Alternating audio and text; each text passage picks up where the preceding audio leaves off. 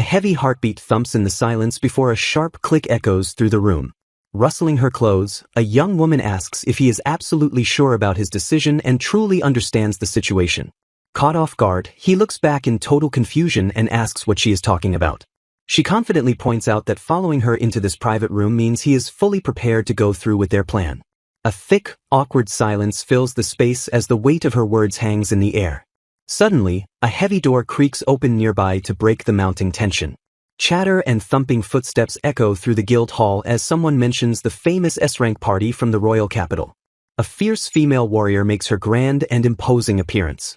An elegant, sharp-eyed archer steps into view right behind her. A mysterious and highly skilled magician joins the formidable lineup.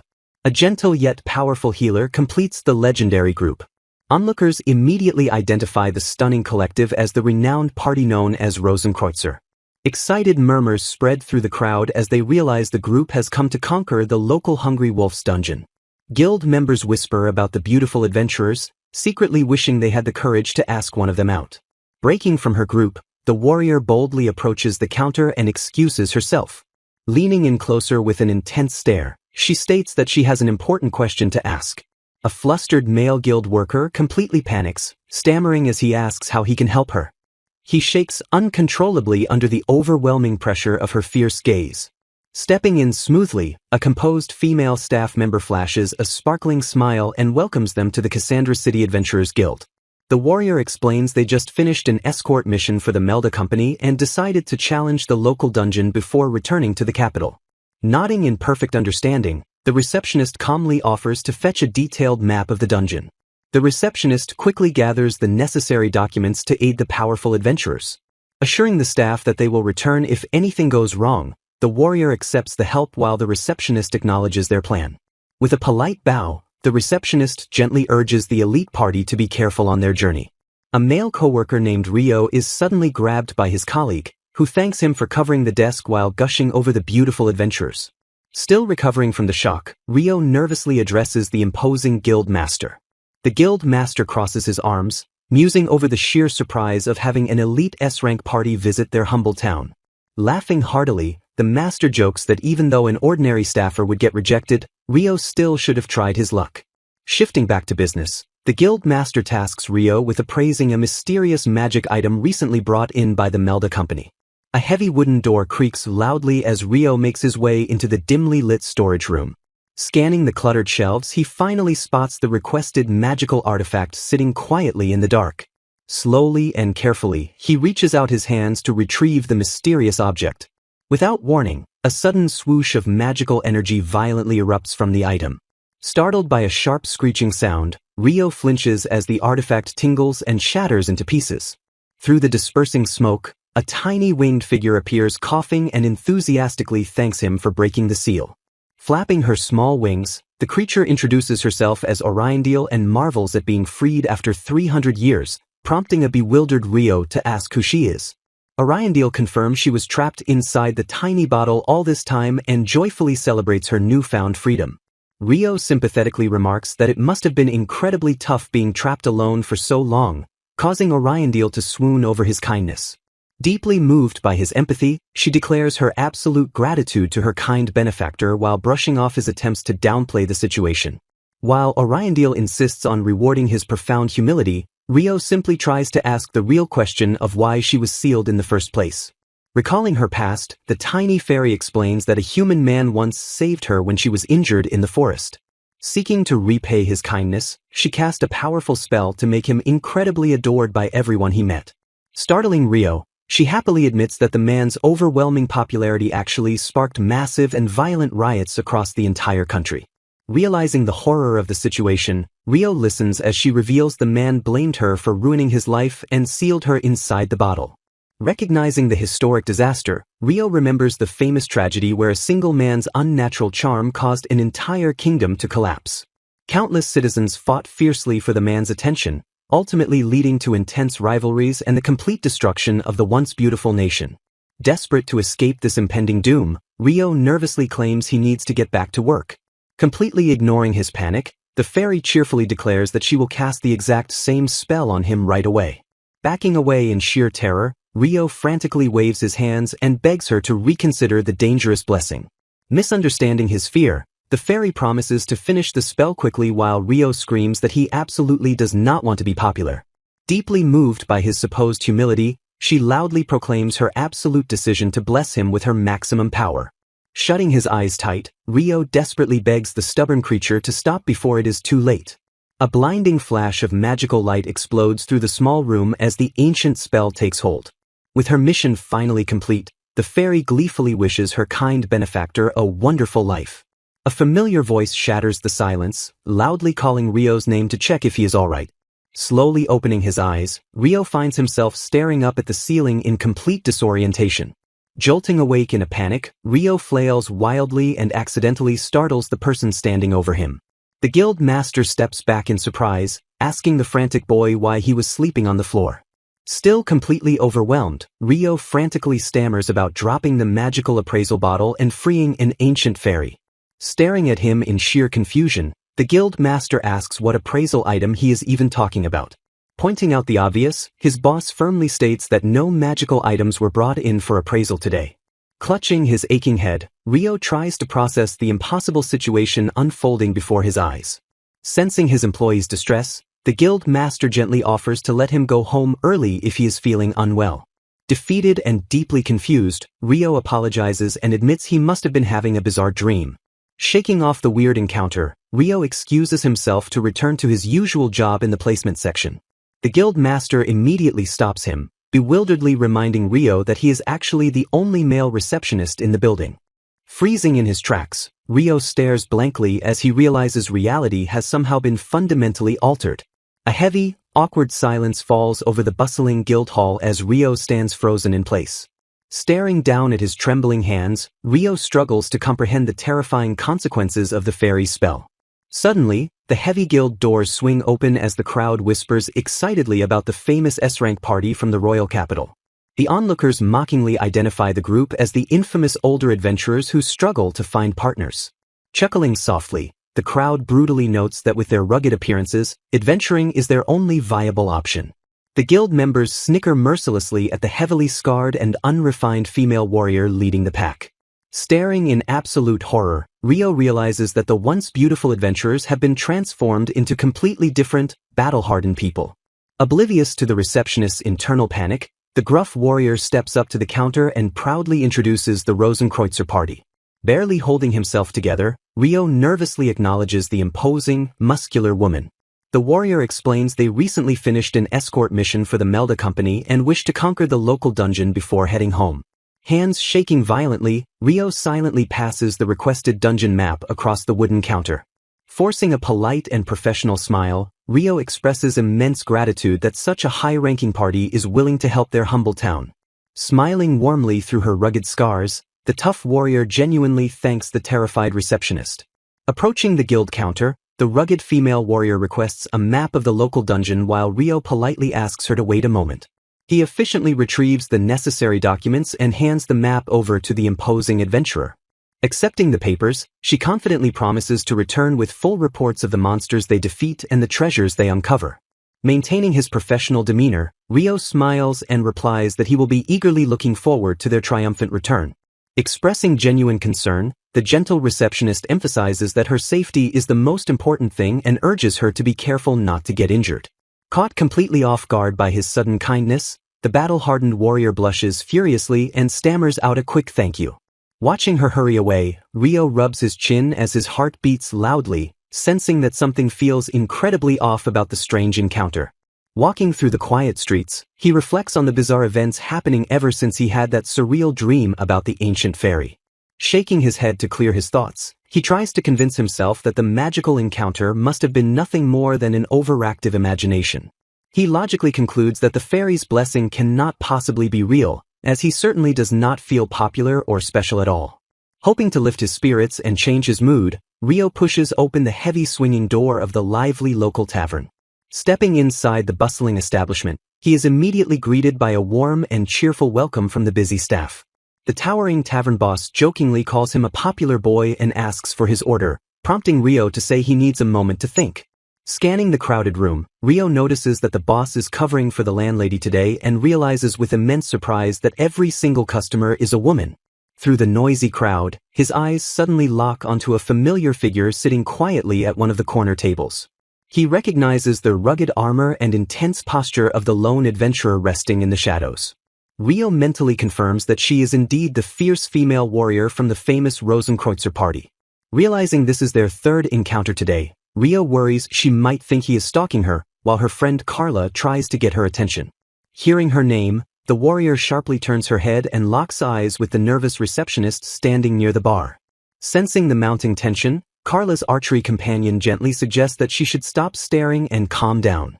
Ignoring her friend's warning, Carla fiercely defends Rio as the only man who has ever treated her kindly, wondering aloud if she actually has a chance to win his favor. Her companion sighs deeply, reminding Carla that overthinking is pointless and encouraging her to bravely take a leap of faith.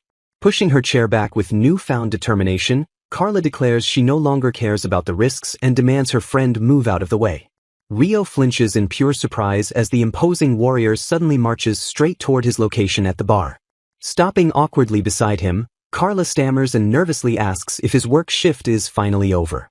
Introducing himself officially, Rio confirms he finished early and politely asks if Carla has already visited the dungeon today. Carla reveals they completed a preliminary scouting mission, then quickly turns to the tavern boss and orders a fresh ale for her new companion.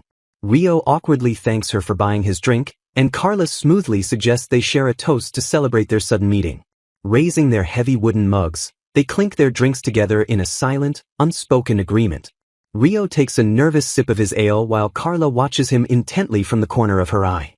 With her heart pounding wildly in her chest, Carla bashfully asks if Rio would like to join her in a private room she booked upstairs. Frantically waving her hands to clear any misunderstandings, she insists she only invited him because it is much quieter up there. Rio easily agrees to the change of scenery, mentally reassuring himself that an unattractive guy like him could never be her actual romantic type. Overhearing his self-deprecating mutter, Carla's eyes widen in absolute shock and disbelief. Staring at the humble receptionist, a sudden wave of fierce determination washes over the seasoned adventurer. Meanwhile, Rio rationalizes the invitation by assuming Carla simply needs professional guild advice, doubting an S-rank warrior would ever pursue him romantically. Stealing her nerves for the bold move ahead, Carla aggressively chugs the rest of her strong ale in absolute silence. Rio stares in awe as she finishes the massive drink, asking if she is seriously ready to head upstairs right now. Slamming her empty mug onto the counter, Carla demands the room key from the startled innkeeper without missing a single beat. Snatching the key from the owner's hand, she turns to a bewildered Rio and boldly asks if he is ready to go. The surrounding female patrons gasp in pure jealousy and disbelief as the warrior successfully claims the charming receptionist's attention. Following her up the creaky wooden stairs, Rio notes that this is his very first time visiting the inn's upper floors. Remembering old rumors about the second floor being a popular spot for secret romantic rendezvous, Rio nervously scans the dimly lit hallway. He firmly reminds himself that he is strictly there in a professional capacity and actively dismisses any lingering hopes of a romantic encounter. Stepping into the quiet room, Carla locks the door and heavily hints that following her inside proves he completely understands her private intentions. Completely missing the obvious implication, Rio blinks in profound confusion and asks her to explain what she means. Her heart hammering loudly against her ribs, Carla steps dangerously close to the clueless young man. Overwhelmed by her intense proximity, Rio stammers nervously and begs the towering warrior to calm down just a little bit. In a moment of pure panic, Rio accidentally blurts out that he thinks she is incredibly beautiful, causing Carla to freeze in complete shock. Rendered totally speechless by his genuine compliment, Carla blushes furiously while panting softly in the quiet room. Startled and blushing, Carla eagerly asks if he is really going to show her affection again and if they can repeat their tender moment. Sunlight streams through the window as Rio wakes up to a cheerful morning greeting from his colleague. A coworker warmly notices his excellent mood and asks if something wonderful happened the night before. Another coworker blushes while daydreaming about Rio being surprisingly proactive and amazing. Rio stares blankly ahead, completely bewildered by the unusually affectionate atmosphere in the guild. Suddenly, the tiny fairy appears out of thin air and cheerfully asks her benefactor how he likes this new world. Sweating nervously, Rio struggles to find the right words to answer her overly enthusiastic question. Recognizing the magical creature, Rio shouts her name in disbelief while Oriondale proudly confirms her identity. She playfully observes that he already seems to be deeply enjoying the overwhelming experience of being popular. The fairy explains that in this parallel world, beauty standards are reversed and a severe gender imbalance makes any male instantly adored. She quickly adds that his rapid connection with Carla is likely due to his genuinely kind personality rather than just his gender. Rio completely freezes in shock upon realizing he was sent to an alternate reality, prompting the fairy to ask how he missed the obvious clues. Oriondale nods in understanding while Rio anxiously demands a proper explanation for this completely bizarre situation. He asks if she transferred him just to repay her debt, and she admits that altering his environment was far easier than casting a charm spell. Giggling cheerfully, she expresses profound relief that her magical solution made him happy without accidentally destroying an entire country. Processing the absurd rules of this new world, Rio wonders aloud if he is considered incredibly handsome by the local women. Shattering his hopes instantly, the fairy bluntly states that his remarkably plain face keeps him entirely unnoticeable. Rio defensively argues that an average face remains average regardless of reverse standards while the fairy tries to playfully placate him. Comforting himself, Rio logically concludes that being average is much safer since handsome men probably deal with endless societal trouble. Suddenly realizing a massive implication of the reversed beauty standards, Rio stops dead in his tracks and tells the fairy to hold on. His mind immediately flashes back to the rugged, battle-scarred members of the legendary Rosenkreutzer party. Oriondale confirms his worst fears, stating that by this world's standards, those powerful warriors are considered incredibly unattractive. He finally understands why the entire tavern reacted with such absolute shock when a warrior like Carla boldly invited him upstairs. Desperate to fix the awkward misunderstanding, Rio urgently asks the fairy if she can reverse her reality-altering magic. Floating closer, Oriondale praises his deep kindness for genuinely feeling sorry about the misunderstood adventurers. She clarifies that she did not alter reality itself, but simply swapped his soul with his exact counterpart from this parallel dimension. Giving Rio a sudden glimmer of hope, she confirms that sending his soul back to his original world is entirely possible. She solemnly warns him that even if he leaves, the harsh societal treatment of those women in this dimension will remain exactly the same. Rio mutters in complete disbelief, realizing that his departure would do absolutely nothing to help Carla or her friends. Asking about his parallel self, Rio listens as the fairy cheerfully notes that his counterpart is having a wonderful time in the original world. Rio stares at her in absolute bewilderment, struggling to comprehend how his other self is actually thriving. The fairy projects an image of his counterpart smoothly showering a woman with compliments and easily charming her. She gently explains that returning means his counterpart will take back over and inevitably reject Carla based on her rugged looks. Rio clicks his tongue as the fairy points out how devastatingly sad Carla would be to lose the only person who ever praised her. Seeing his guilt-ridden expression, the fairy frantically insists that she only ever wanted her beloved benefactor to be truly happy. Resigned to his bizarre fate, Rio realizes he has no other choice but to accept this new reality to protect Carla's fragile feelings. He suddenly blinks in surprise as a strange, glowing magical phenomenon begins to surround the tiny creature. Panicking as the fairy begins to turn transparent, Rio listens as she explains that dimension hopping heavily drains her magical energy. She sadly admits that she must return to her own world to recover and will not be able to see him for a very long time. Rio tries to hide his immense relief, but the perceptive fairy immediately senses his barely contained joy at her departure. Waving his hands dismissively, Rio rapidly urges her to go back home and rest before her magical reserves completely run out. Fading completely into the bright light, the tiny fairy tells her beloved benefactor to deeply enjoy his new life. Watching the last sparks of magic disappear, Rio sincerely prays that they never cross paths ever again. Left alone with his swirling thoughts, he marvels at her terrifying power and wonders about her true origins. He decides to thoroughly investigate her background in the expansive guild library whenever he gets some free time. A coworker snaps him out of his deep thoughts by asking why he is sitting in the wrong section of the building. The staff member gently reminds him that as the precious jewel of their guild, his rightful place is proudly at the reception desk. Utterly confused by the dramatic and flowery compliment, Rio squints and wonders if she is making a weird joke. He quickly pieces together that since women vastly outnumber men in this world, the entire adventuring industry is heavily dominated by females. Realizing that male receptionists are highly valued here, he quickly apologizes to his coworker for spacing out on the job. Looking across the bustling room, Rio notes that the muscular guildmaster is far more intimidating than a regular clerk like himself. Nearby female adventurers openly swoon over the guildmaster, enthusiastically praising his intense and rugged aura. The women continue to completely lose their minds over how incredibly cool the guildmaster's fierce, furrowed expressions are. Rio silently recalls that heavily scarred, intimidating men are considered unparalleled beauties in this bizarre dimension. The intimidating guild master continues his paperwork, entirely oblivious to the adoring and thirsty gazes of the female adventurers. Watching the chaotic scene, Rio feels deeply thankful for his painfully average face, knowing it safely shields him from unwanted attention. The workday finally ends as the friendly guild staff exchange warm goodbyes and happily pack up their things. Walking down the quiet evening street, Rio marvels at finishing his shift so early compared to his grueling hours in his original world.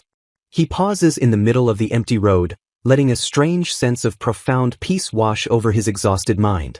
A genuine smile breaks across his face as he openly admits that his new receptionist job is actually quite enjoyable. He acknowledges the special treatment he receives, though he nervously remembers that men face frequent harassment in this aggressive society. Looking up at the darkening sky, he genuinely wonders if being sent to this parallel world was a blessing or a dangerous curse. Suddenly, a dark shadow falls over his path, prompting the startled receptionist to stop and stammer nervously. A cloaked, imposing figure steps out of the dimly lit alleyway and calls out directly to the young man. Pulling back her heavy hood, the sharp-eyed archer introduces herself as Iris of the legendary Rosenkreutzer party. Staring intensely at the nervous receptionist, she firmly states that she has a very important question to ask him. Standing before Rio, the serious archer firmly declares she has something incredibly important to ask him. She admits using search magic to track his location, prompting a completely baffled Rio to ask how she found his private home. Keeping her sharp eyes locked on him, Iris stares intensely as her deep suspicions begin to surface. Demanding immediate answers, the archer aggressively questions his true purpose and interrogates him about his identity. Rio stammers in complete confusion while Iris fiercely orders him not to play dumb regarding his sudden involvement with Carla. Recovering his composure slightly, Rio quickly defends himself by pointing out that Carla was actually the one who approached him yesterday. Refusing to back down, Iris argues that guild staff are strictly forbidden from favoring specific adventurers and demands to know why he broke the rules. Flustered but honest, Rio casually suggests there would be no problem if he and Carla eventually became a formal couple because he thinks she is wonderful.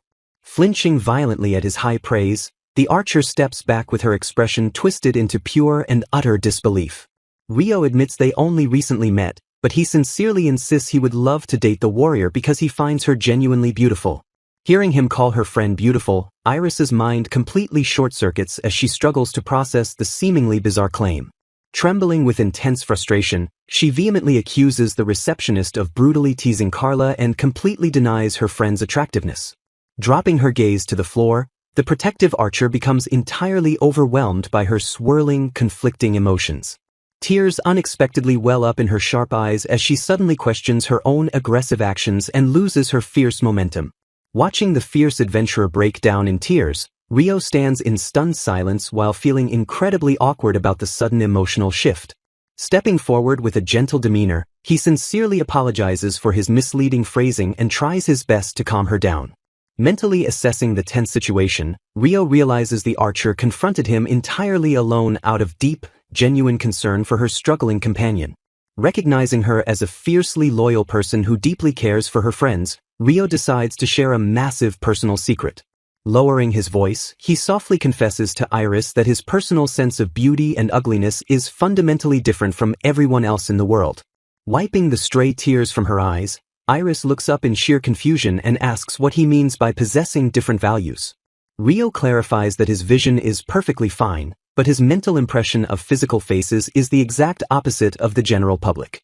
Still struggling to grasp the bizarre concept, the confused archer tilts her head and asks the receptionist to explain his condition further. Gesturing emphatically, he straightforwardly reveals that he finds society's considered ugly faces beautiful and their beautiful faces ugly.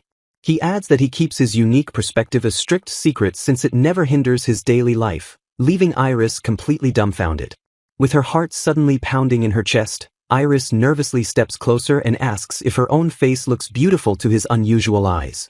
Flashing a warm and honest smile, Rio confidently looks the elf in the eyes and tells her she is extremely cute. Hearing his genuine praise, Iris's cheeks flush a brilliant shade of red as she desperately tries to process the overwhelming compliment. She stutters uncontrollably while covering her blushing face, deeply flustered by the absolute shock of being called cute by a charming man. Suddenly snapping back to reality, Iris aggressively points her weapon toward him in a desperate attempt to regain her tough exterior. Refusing to be easily swayed by sweet words, she loudly declares there is still a high chance he is just a con artist after their money. Stealing her wavering resolve, the stubborn archer fiercely demands that he definitively prove his bizarre claims right here and now. She boldly challenges him to prove his attraction by showing her the exact same level of close physical affection he showed to her friend Carla. Rio completely freezes in his tracks, staring at the fiercely blushing and demanding archer in absolute bewilderment. Iris shouts that as an elf, widely considered the ugliest race in the world, spending a private evening together is the only way she will ever believe him. Completely overwhelmed by her incredibly aggressive proposition, a panicked Rio hurriedly ushers the flustered adventurer inside his home. Stepping carefully into his private space, Iris blushes even harder as she nervously notes the pleasant scent lingering in the young man's room. Watching her curiously look around, Rio internally marvels at his sheer luck, noting that a beautiful elf would never visit him in his original world. Deciding to patiently observe the chaotic situation, Rio politely offers his incredibly nervous guest a warm cup of tea. Handing the steaming drink over, he casually asks the elf if she minds using his personal, everyday cup. Misinterpreting his casual question as a sign of deep disgust, a panicked Iris frantically offers to pay him money to compensate. Rio quickly clears up the awkward misunderstanding, gently encouraging the trembling archer to take the warm drink without any worries. Staring down at the rim of the cup, Iris's face turns entirely red at the incredibly intimate thought of sharing his personal item. Rio smoothly points out that their planned evening will be far more intense than sharing a cup, causing the shocked elf to violently spit out her tea. Coughing heavily and spluttering in embarrassment, Iris profusely apologizes for accidentally making a massive wet mess all over her clothes. Rio practically suggests she remove her ruined top so he can wash it, logically noting she planned to undress for the evening anyway. Blushing harder than she ever has in her life, the timid archer nervously agrees and slowly reaches for her damp collar. Revealing her incredibly toned and scarred physique, she looks away in deep shame, entirely convinced her body is hideous by societal standards. Rio stares in absolute silent awe as his heart pounds wildly in his chest, completely mesmerized by her breathtaking and fierce appearance. Before Rio can even speak his praises, a sudden and heavy knock echoes from the front door to completely shatter the building tension. Exchanging panicked glances with the half-dressed elf, Rio quickly motions for her to stay quiet while he nervously approaches the entrance. Opening the heavy wooden door just a tiny crack, Rio nervously asks the mysterious late-night visitor how he can help them. The massively imposing guild master glares fiercely down at him, casually asking what the young receptionist has been up to all evening. Stepping into the room, Carla admits she had her friend Tsukikage use search magic to find him, prompting a baffled Rio to ask why she is at his house. Lowering her head in embarrassment, the rugged warrior sincerely apologizes and insists she never intended to cause any trouble. Waving off her apologies, Rio gently assures her that everything is perfectly fine. Carla explains that Tsukikage mentioned his late business at the Adventurers Guild, making her incredibly worried when he failed to return home. A heavy, awkward silence fills the small room as the tension between the three of them suddenly peaks. Iris and Carla lock eyes, their unspoken rivalry charging the quiet atmosphere. Neither of the fierce adventurers backing down, they continue to carefully assess the incredibly awkward situation. Desperate to break the suffocating tension, Rio nervously offers to fetch the imposing women something to drink. Realizing they need to address the elephant in the room, Rio hesitantly tries to steer the conversation back on track. Crossing her arms defensively, Carla turns to her elven companion and demands to know exactly what she is doing in Rio's house. Stepping in to defend the archer, Rio quickly explains that Iris only came over because she was genuinely worried Carla was being deceived.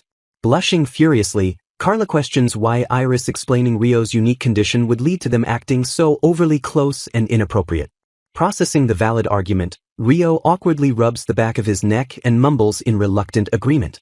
Pointing out a glaring flaw in her story, Carla notes that Iris could have simply asked Tsukikage to use mind-reading magic to see if Rio was lying. Astounded by the concept of mind-reading magic, Rio listens as Carla clarifies that the spell detects lies rather than exact thoughts.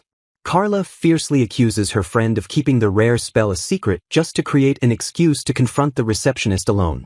Backed into a corner by the flawless logic, the flustered elf stammers nervously and struggles to formulate a proper defense. Analyzing the timeline, Rio suddenly wonders out loud how simple search magic could reveal their situation in such incredibly specific detail. Realizing her entire cover is completely blown, Iris breaks out into a cold sweat and entirely avoids eye contact. Glaring fiercely at the trembling Archer, Carla correctly deduces that her supposedly worried friend was actually eavesdropping on their private conversations all evening. Frantically waving her arms, Iris defends herself by claiming she only used the tracking spell because she panicked when she found out they were together. Scolding her fiercely, Carla points out that eavesdropping is terrible behavior that violently invades both her and Rio's personal privacy. Desperately trying to justify her actions, the Archer argues that barging into the room unannounced would have been far more awkward. Refusing to let the issue slide, the towering warrior demands to know why her best friend is suddenly trying to win Rio's affection.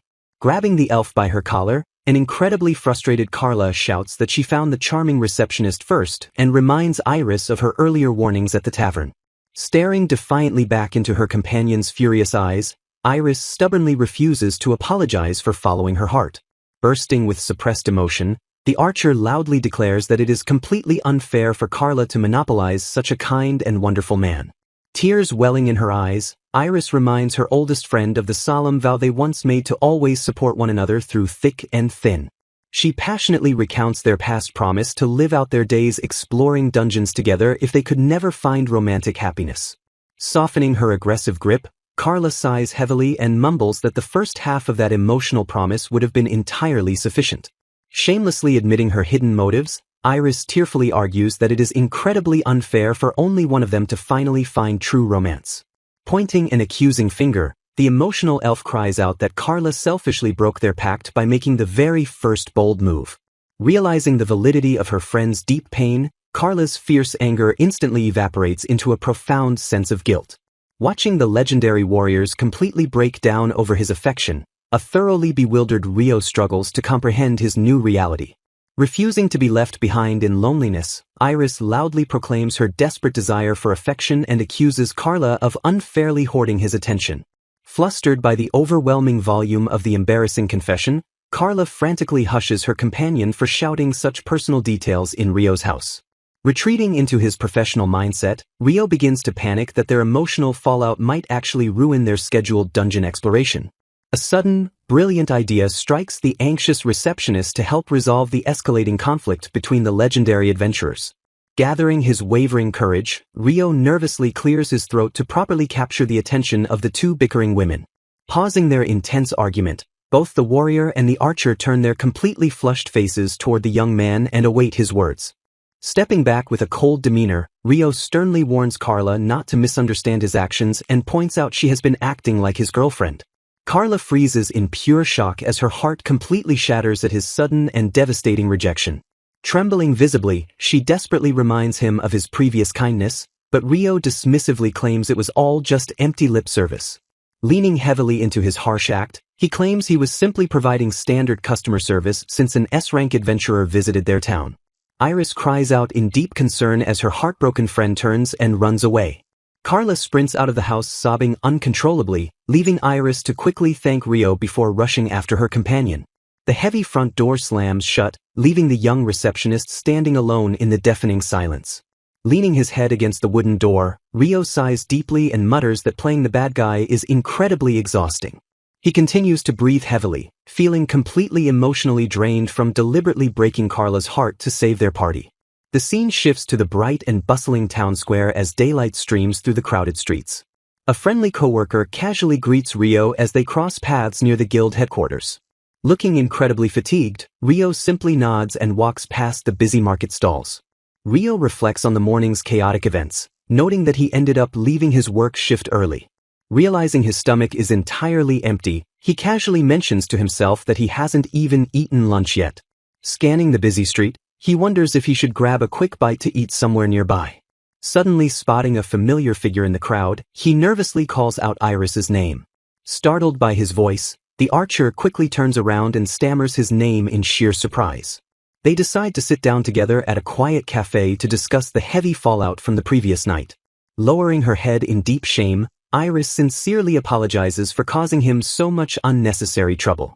Rio quickly takes the blame, admitting he knew about the severe discrimination Alf's face but never expected people to stare just because they were talking. Looking him directly in the eyes, Iris gently thanks Rio for everything he sacrificed the previous night. She gives him a knowing look, correctly deducing that he purposely acted cruel just to save her lifelong friendship with Carla. Rio sheepishly asks if she figured out his plan, and she happily confirms that she and Carla fully made up this morning. Breathing a massive sigh of relief, Rio smiles warmly and expresses how incredibly glad he is that their party didn't break up. Iris admits things are still slightly awkward between them, but she feels confident they will be talking normally again very soon. A brief, comfortable silence falls over the table as Rio fully processes the successful aftermath of his risky gamble. Rubbing the back of his neck nervously, Rio asks if Carla is still furiously angry at him for his harsh words. Iris quickly shakes her head, explaining that she actually revealed the entire truth behind his cruel act to her friend. Rio freezes in sheer panic, completely stunned that Iris openly exposed his secret plan. Iris cheerfully explains that Carla was overjoyed to realize Rio deliberately played the villain just to protect them. Sweating nervously, Rio realizes this entire situation is spiraling in a completely unexpected and dangerous direction. Iris's expression darkens slightly as she mentions there is still one major complication left to deal with. She explains that their other two party members became incredibly suspicious when a violently crying Carla suddenly turned overjoyed. Rio swallows hard, dreading the incoming explanation about the rest of the formidable Rosenkreutzer party. Bracing himself for the absolute worst, Rio nervously asks Iris exactly how much she told the other two members. Looking away guiltily, Iris admits she told them absolutely everything about the entire situation. Rio practically jumps out of his seat, screaming in pure disbelief at her massive confession. Iris bows her head in apology, explaining that the others were furious because they assumed Rio was forced to accept Carla's advances just because he was a lowly guild staffer. Desperate to clear his name, Rio frantically insists that he willingly followed Carla and genuinely invited Iris to his home. He raises his hands defensively, trying to formulate a survival plan before the rest of the fierce S-rank party hunts him down. Iris explains that her remaining party members want to apologize directly to Rio for their previous misunderstanding. Waving off the concern, Rio gently insists that there is absolutely nothing they need to apologize for. Looking slightly embarrassed, Iris admits that the formal apology is actually just a convenient excuse. She reveals that her friends simply want to meet him in person, prompting a confused Rio to ask why they would be so interested in him. Rio stares at her in sheer disbelief as the weight of her surprising confession finally sinks in. Leaning in with intense conviction, Iris fiercely insists that Rio completely fails to understand how incredibly special and unique he is in this world. She bluntly states that his ability to genuinely find women like them beautiful and become deeply captivated by her face is an astonishingly rare trait. Flustered by her intensely direct wording, Rio awkwardly mutters that the first half of her bold compliment would have been entirely sufficient. Trying to rationalize the situation, he asks if there are more handsome men in the capital who genuinely do not care about physical appearances. Iris solemnly confirms that such men do indeed exist in the bustling capital city. She bitterly explains that those men only use fake affection as a manipulative tool to exploit high-ranking adventurers for rare materials and magical items. Rio nods in grim understanding as Iris describes how men easily attract wealthy and powerful women without putting in any actual effort. A heavy silence falls over the table as Rio struggles to find the right words to comfort the frustrated elf. Changing the subject slightly, Rio brings up the harsh nickname the party receives, noting that a shortage of men naturally results in more single women. Iris explains that the derogatory term stems from a national system that actively introduces elite adventurers to men in order to counter declining populations. She clarifies that the government desperately wants to preserve powerful bloodlines, meaning her entire party was forced into state-sponsored matchmaking. Rio tilts his head in quiet confusion, prompting the archer to reveal the tragic conclusion of those arranged meetings. Staring sadly down at the table, Iris softly admits that every single one of them was brutally rejected. She painfully recounts how the terrified men refused to even speak to them, while other elite adventurers easily secured exclusive magical marriages.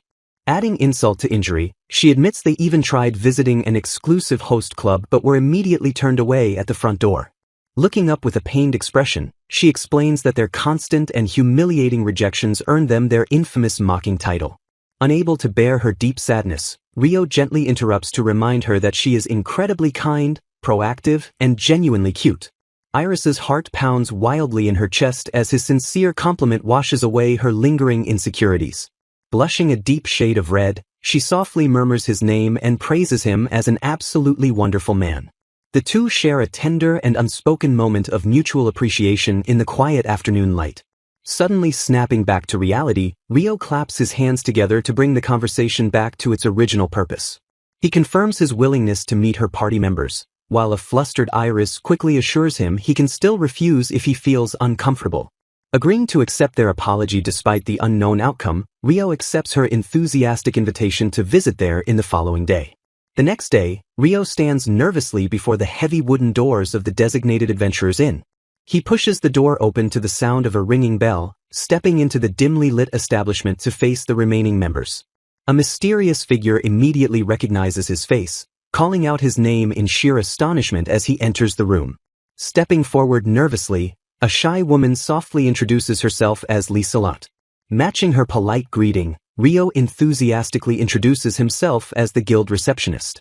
A small, cat-like girl named Tsukikage steps up to verify his identity, introducing herself as the surprisingly 28-year-old second oldest member of the party. She quickly clarifies that her youthful appearance is due to magic suppressing her physical growth, answering Rio's unspoken question about demi-human aging. She then leans in to warn Rio against teasing Iris about being the oldest, noting that the archer gets furiously angry over the topic. Gesturing smoothly toward the furniture, Tsukikage invites the young receptionist to take a seat so they can discuss matters comfortably. Taking his place at the wooden table, Rio quietly prepares to hear what the seasoned adventurer has to say. Tsukikage opens the heavy conversation by gently acknowledging how he recently helped Carla and Iris. Assuming Rio was forced to accept the intimidating adventurer's demands due to his lowly position, she offers him a secret monetary reward for his troubles. Rio quickly interrupts to correct her massive misunderstanding, explaining that he genuinely connected with them because his sense of beauty is entirely reversed from society's standards. Nodding thoughtfully, Tsukikage admits she was completely shocked to hear about a man who would willingly accept the company of an elf. Shifting the focus of the conversation, Tsukikage stares intensely at Rio and prepares to ask a crucial, personal question. She bluntly asks if he also finds her and Liselot beautiful since he was so easily charmed by their friend Iris. Rio honestly answers by calling Tsukikage an incredibly cute girl and praising Liselot as a beautiful, stylish older sister. Hearing his genuine and unexpected praise, Liselot completely flusters and reacts with overwhelming joy. Blushing a brilliant shade of red, the tall warrior stammers that no man has ever called her beautiful before. Slamming a heavy bag of coins onto the table, Tsukikage immediately demands that Rio accept Liselot's company for a hefty price. Waving his hands in pure panic, Rio forcefully insists that he does not want or need any kind of monetary reward. He confidently declares he would gladly spend personal time with Liselot for free, causing the tall woman to lean in with eager anticipation.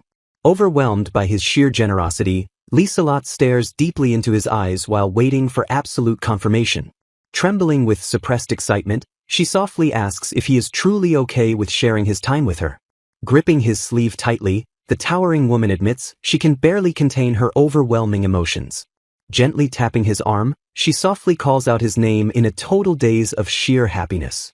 Waving his hand gently, Rio politely asks the excited woman to wait a moment while he finishes his crucial conversation with Tsukikage.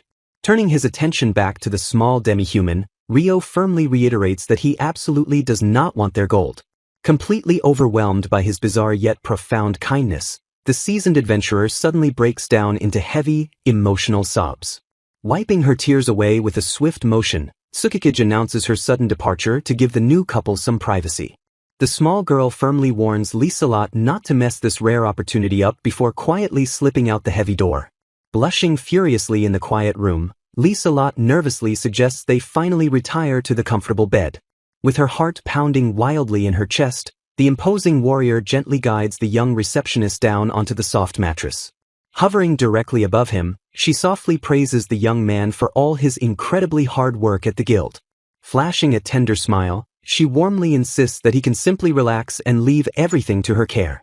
She quietly admits she will not demand too much from him, secretly hoping their deep bond might lead to a future family.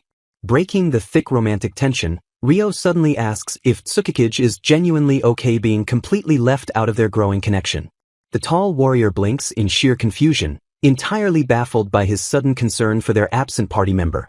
Ryo awkwardly admits he fully expected the cute demi-human to stay and bond with them as well. Overhearing his shocking confession from the hallway, Tsukikage practically crashes back into the room with wide, disbelieving eyes. Trembling with absolute shock, the tiny adventurer asks if he seriously wishes to spend intimate time with her as well. She fiercely warns him that there is no taking those words back, and Ryo confidently stands by his bold statement. Frantically misinterpreting his kindness once again, Tsukikage completely panics and asks how much gold she needs to pay for his precious time. Ryo stares blankly at the frantic girl, completely stunned by her constant reliance on monetary transactions for affection. He gently reminds the frantic demi-human that he genuinely finds her adorable and simply wants to bond with her freely. Flipping her own argument against her, he softly asks if she is entirely unwilling to accept his company unless cold cash is involved. Denying it vehemently with her tail swishing happily, she nervously asks him to fully accept her if he truly means his kind words. Realizing they are stuck in one single room together, they quickly discuss the tricky logistics of sharing the limited space. Sliding closer with deep emotional gratitude, Tsukikage quietly marvels at the impossible miracle of being accepted by such a wonderful young man. A sudden shift in the atmosphere hinted at an impending realization. Understanding washed over them as they realized their true age was completely transparent. A confident smirk appeared as one boasted about the intense admiration they were receiving. Ignoring the lingering ache, they reassured each other that they were perfectly fine. Observing the unusual behavior, they silently noted that Tsukikage had never acted this way before. Leaning in close, they pleaded for another chance to partner up, admitting they simply could not resist. A sudden gasp of pain shattered the quiet moment. The sharp ache intensified, causing them to cry out. Startled by the sudden noise, someone immediately called out Carla's name in surprise. Brushing off the incident, Carla apologized for her carelessness and checked if anyone else was hurt. She sheepishly confessed that the accident was entirely her fault for pressing her ear against the door. Blushing deeply, Carla flinched away in absolute embarrassment. She admitted that her intense curiosity about Tsukikage and Lieselot got the better of her. Jealousy flared as she wondered aloud what kind of deep connection they shared behind closed doors. Lowering her gaze, Carla apologized for suddenly running away from the house the other day. She finally understood that he had gently played the villain just to protect her from her own selfish thoughts. A lingering sense of disappointment gnawed at her because she could not monopolize his attention completely. A tense, silent exchange of glances hung heavily in the air. Breaking the thick silence, a voice gently called out to Carla. She boldly proposed that if they returned safely from the ferocious wolf dungeon, they should share a special, intimate reward. Utterly bewildered by the sudden proposition, they reeled back in shock. Excitement erupted as the girls celebrated Ryu's promise to grant them an incredible reward if they cleared the dungeon's depths. Frantically waving his hands, Ryu tried to explain that they did not actually have to push all the way to the absolute bottom. He desperately begged them to stop shouting such embarrassing things, but the promise of a grand prize had them overflowing with motivation. Igniting with sudden determination, Carla rushed off to immediately discuss the raid plan with everyone else. Overwhelmed by the escalating situation, Ryu decided it was best to just head home and wait for the dungeon clear. The bustling town streets offered a brief moment of respite from the chaotic planning. Reviewing the exploration plan, a creeping sense of dread settled in as the lack of contact became concerning. Ryu burst into the room, urgently demanding the guildmaster's attention regarding a potential crisis. Tension spiked as Ryu revealed that the elite Rosencrosses had been completely silent for an entire week. He questioned if their planned 10-day overnight exploration was a fatal miscalculation. The guildmaster recoiled in absolute horror at the suicidal prospect of staying overnight in the ferocious wolf dungeon.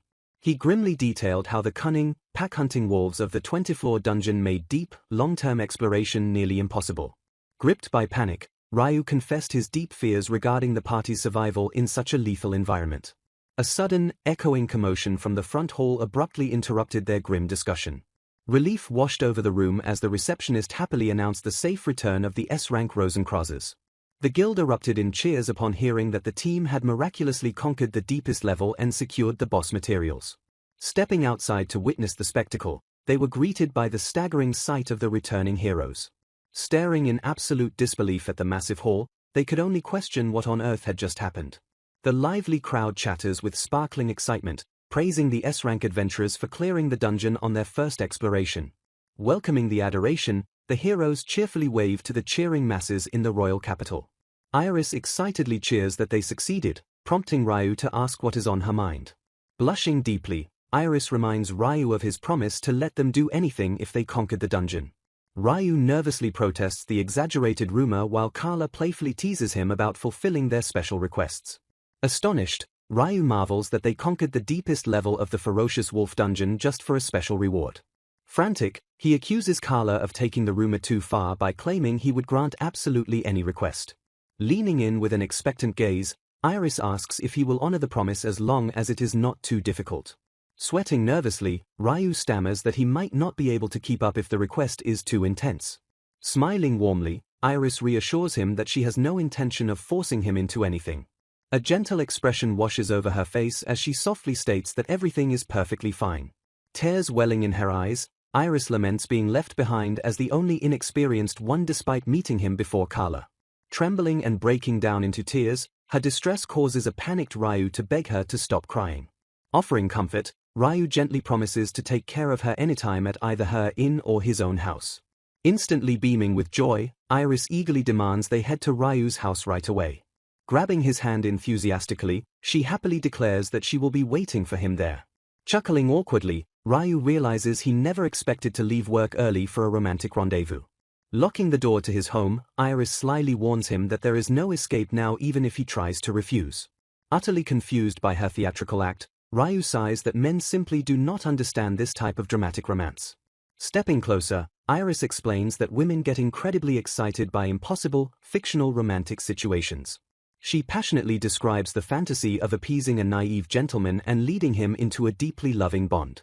Perplexed by the roleplay, Ryu wonders aloud if such acts are popular in the royal capital's entertainment districts.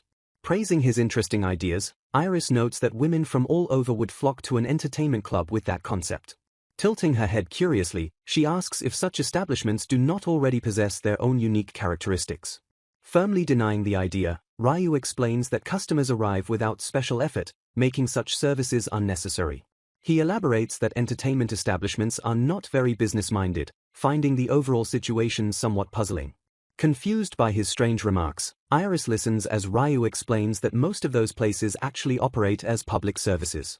Ryu reveals that the capital's top entertainers hold immense power due to a serious population imbalance and declining birth rate.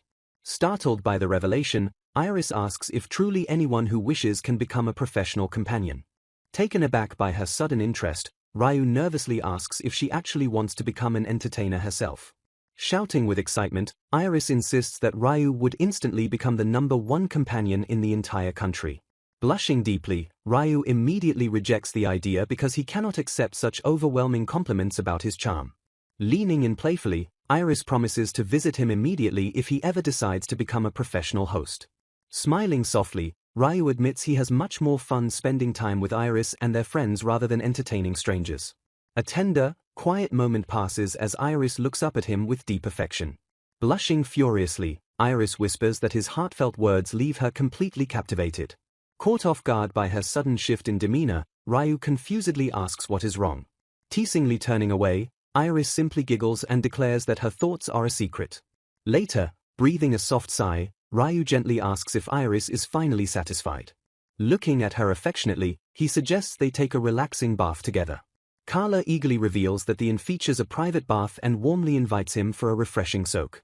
Brushing off his humble hesitation, she explains the reservation will help him unwind after his busy time with Iris.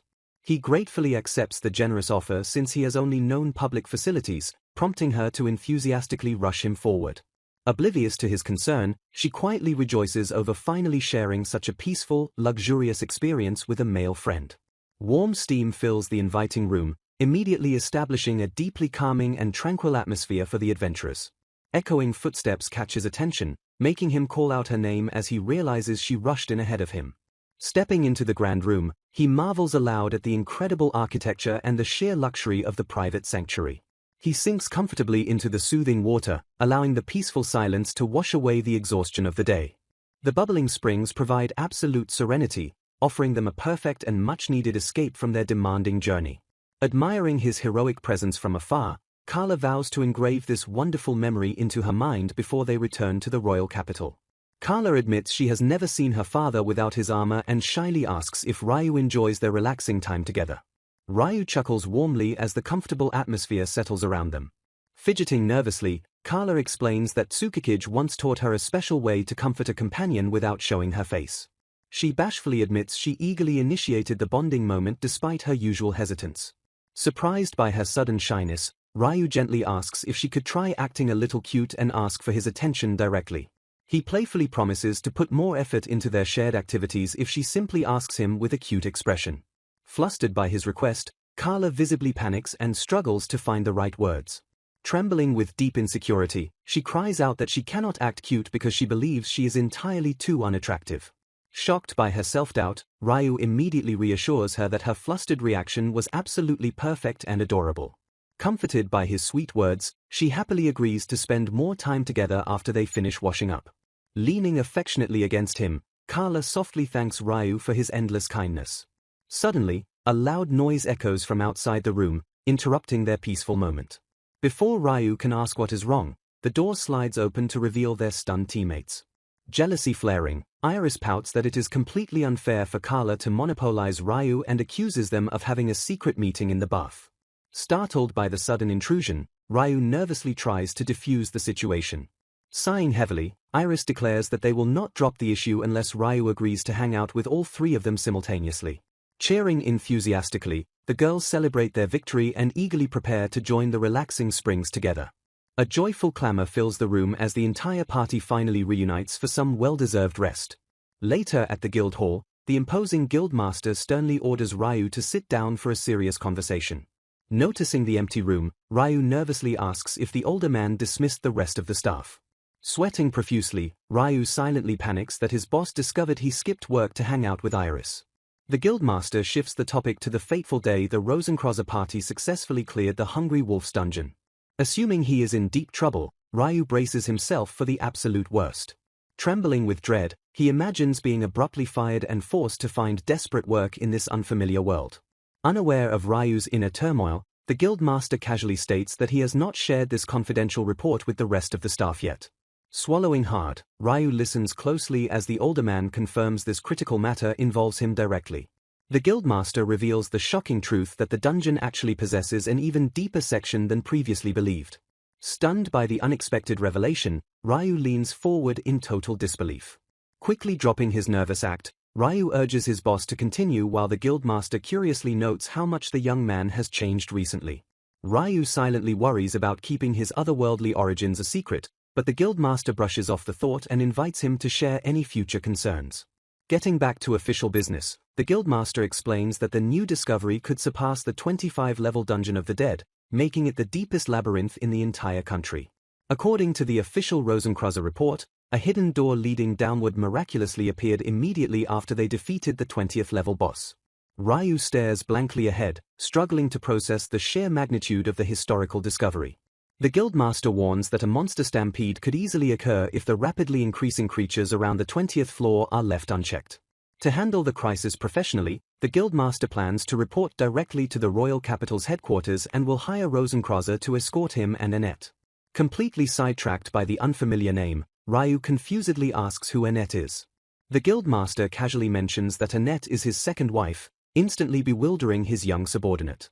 Ryu loudly questions the idea of having two wives, only for the stoic guildmaster to correct him and state he actually has four.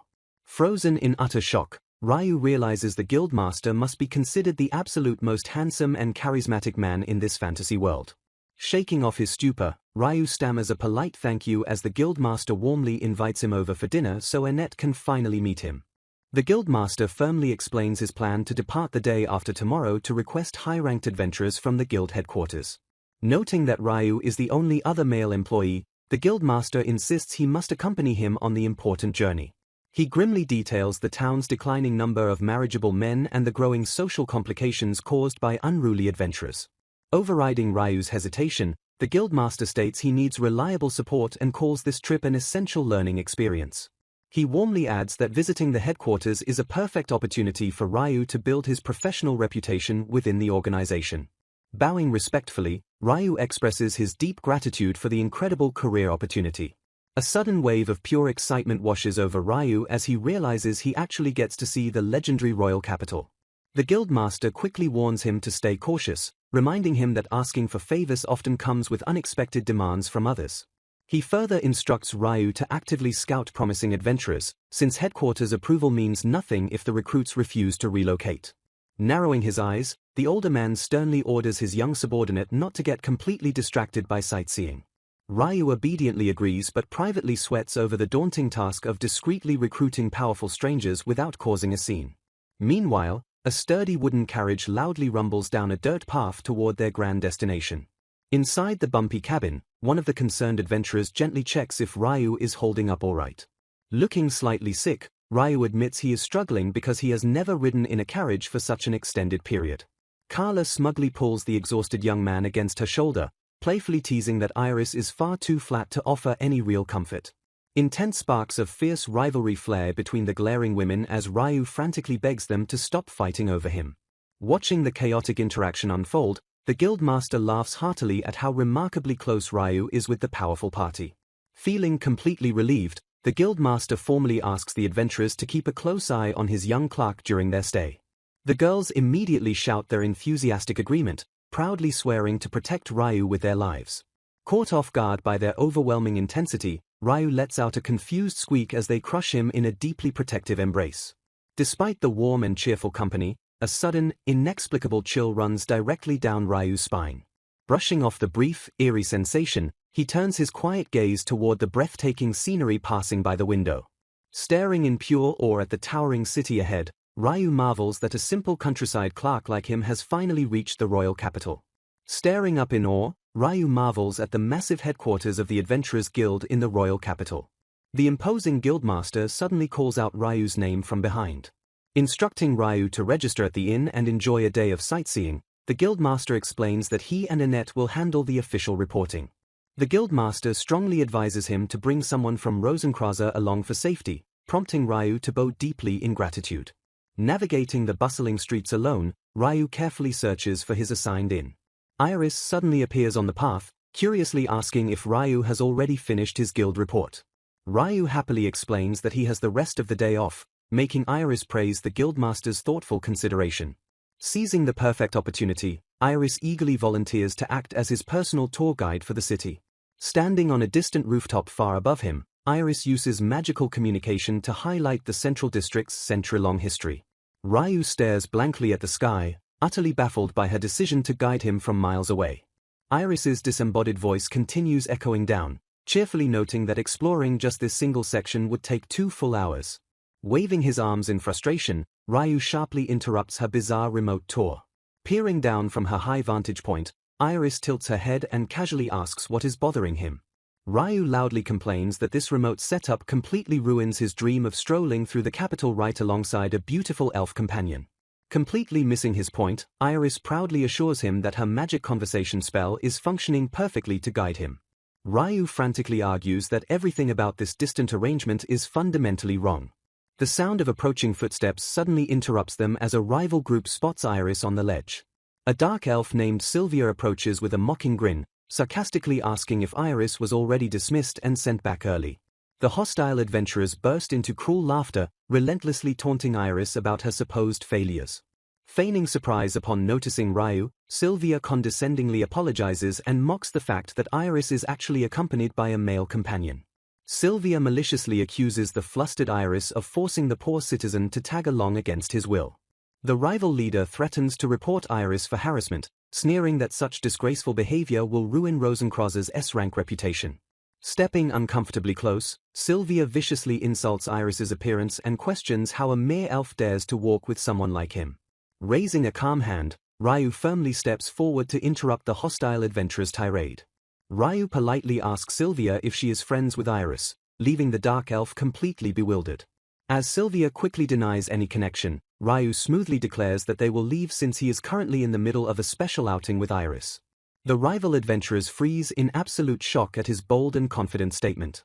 Even Iris stares at Ryu in pure disbelief, stuttering wildly over his use of the word outing. Placing a reassuring hand on Iris's shoulder, Ryu casually tells the rivals not to worry since they are simply enjoying their time together. The bullies watch in stunned silence, completely unable to comprehend how anyone could willingly accompany an elf. Sylvia trembles with intense frustration and jealousy as she glares fiercely at the departing duo. Walking safely away from the commotion, Ryu asks Iris if that arrogant dark elf was named Sylvia.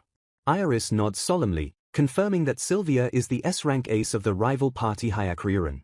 Realizing the truth, Ryu gently asks if Iris kept her distance earlier because she feared bullies like Sylvia would mock him for walking beside her.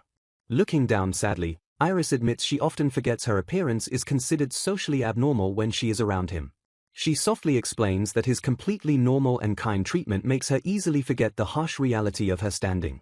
A deeply melancholic expression crosses her face as she whispers society's cruel belief that elves are inherently unappealing.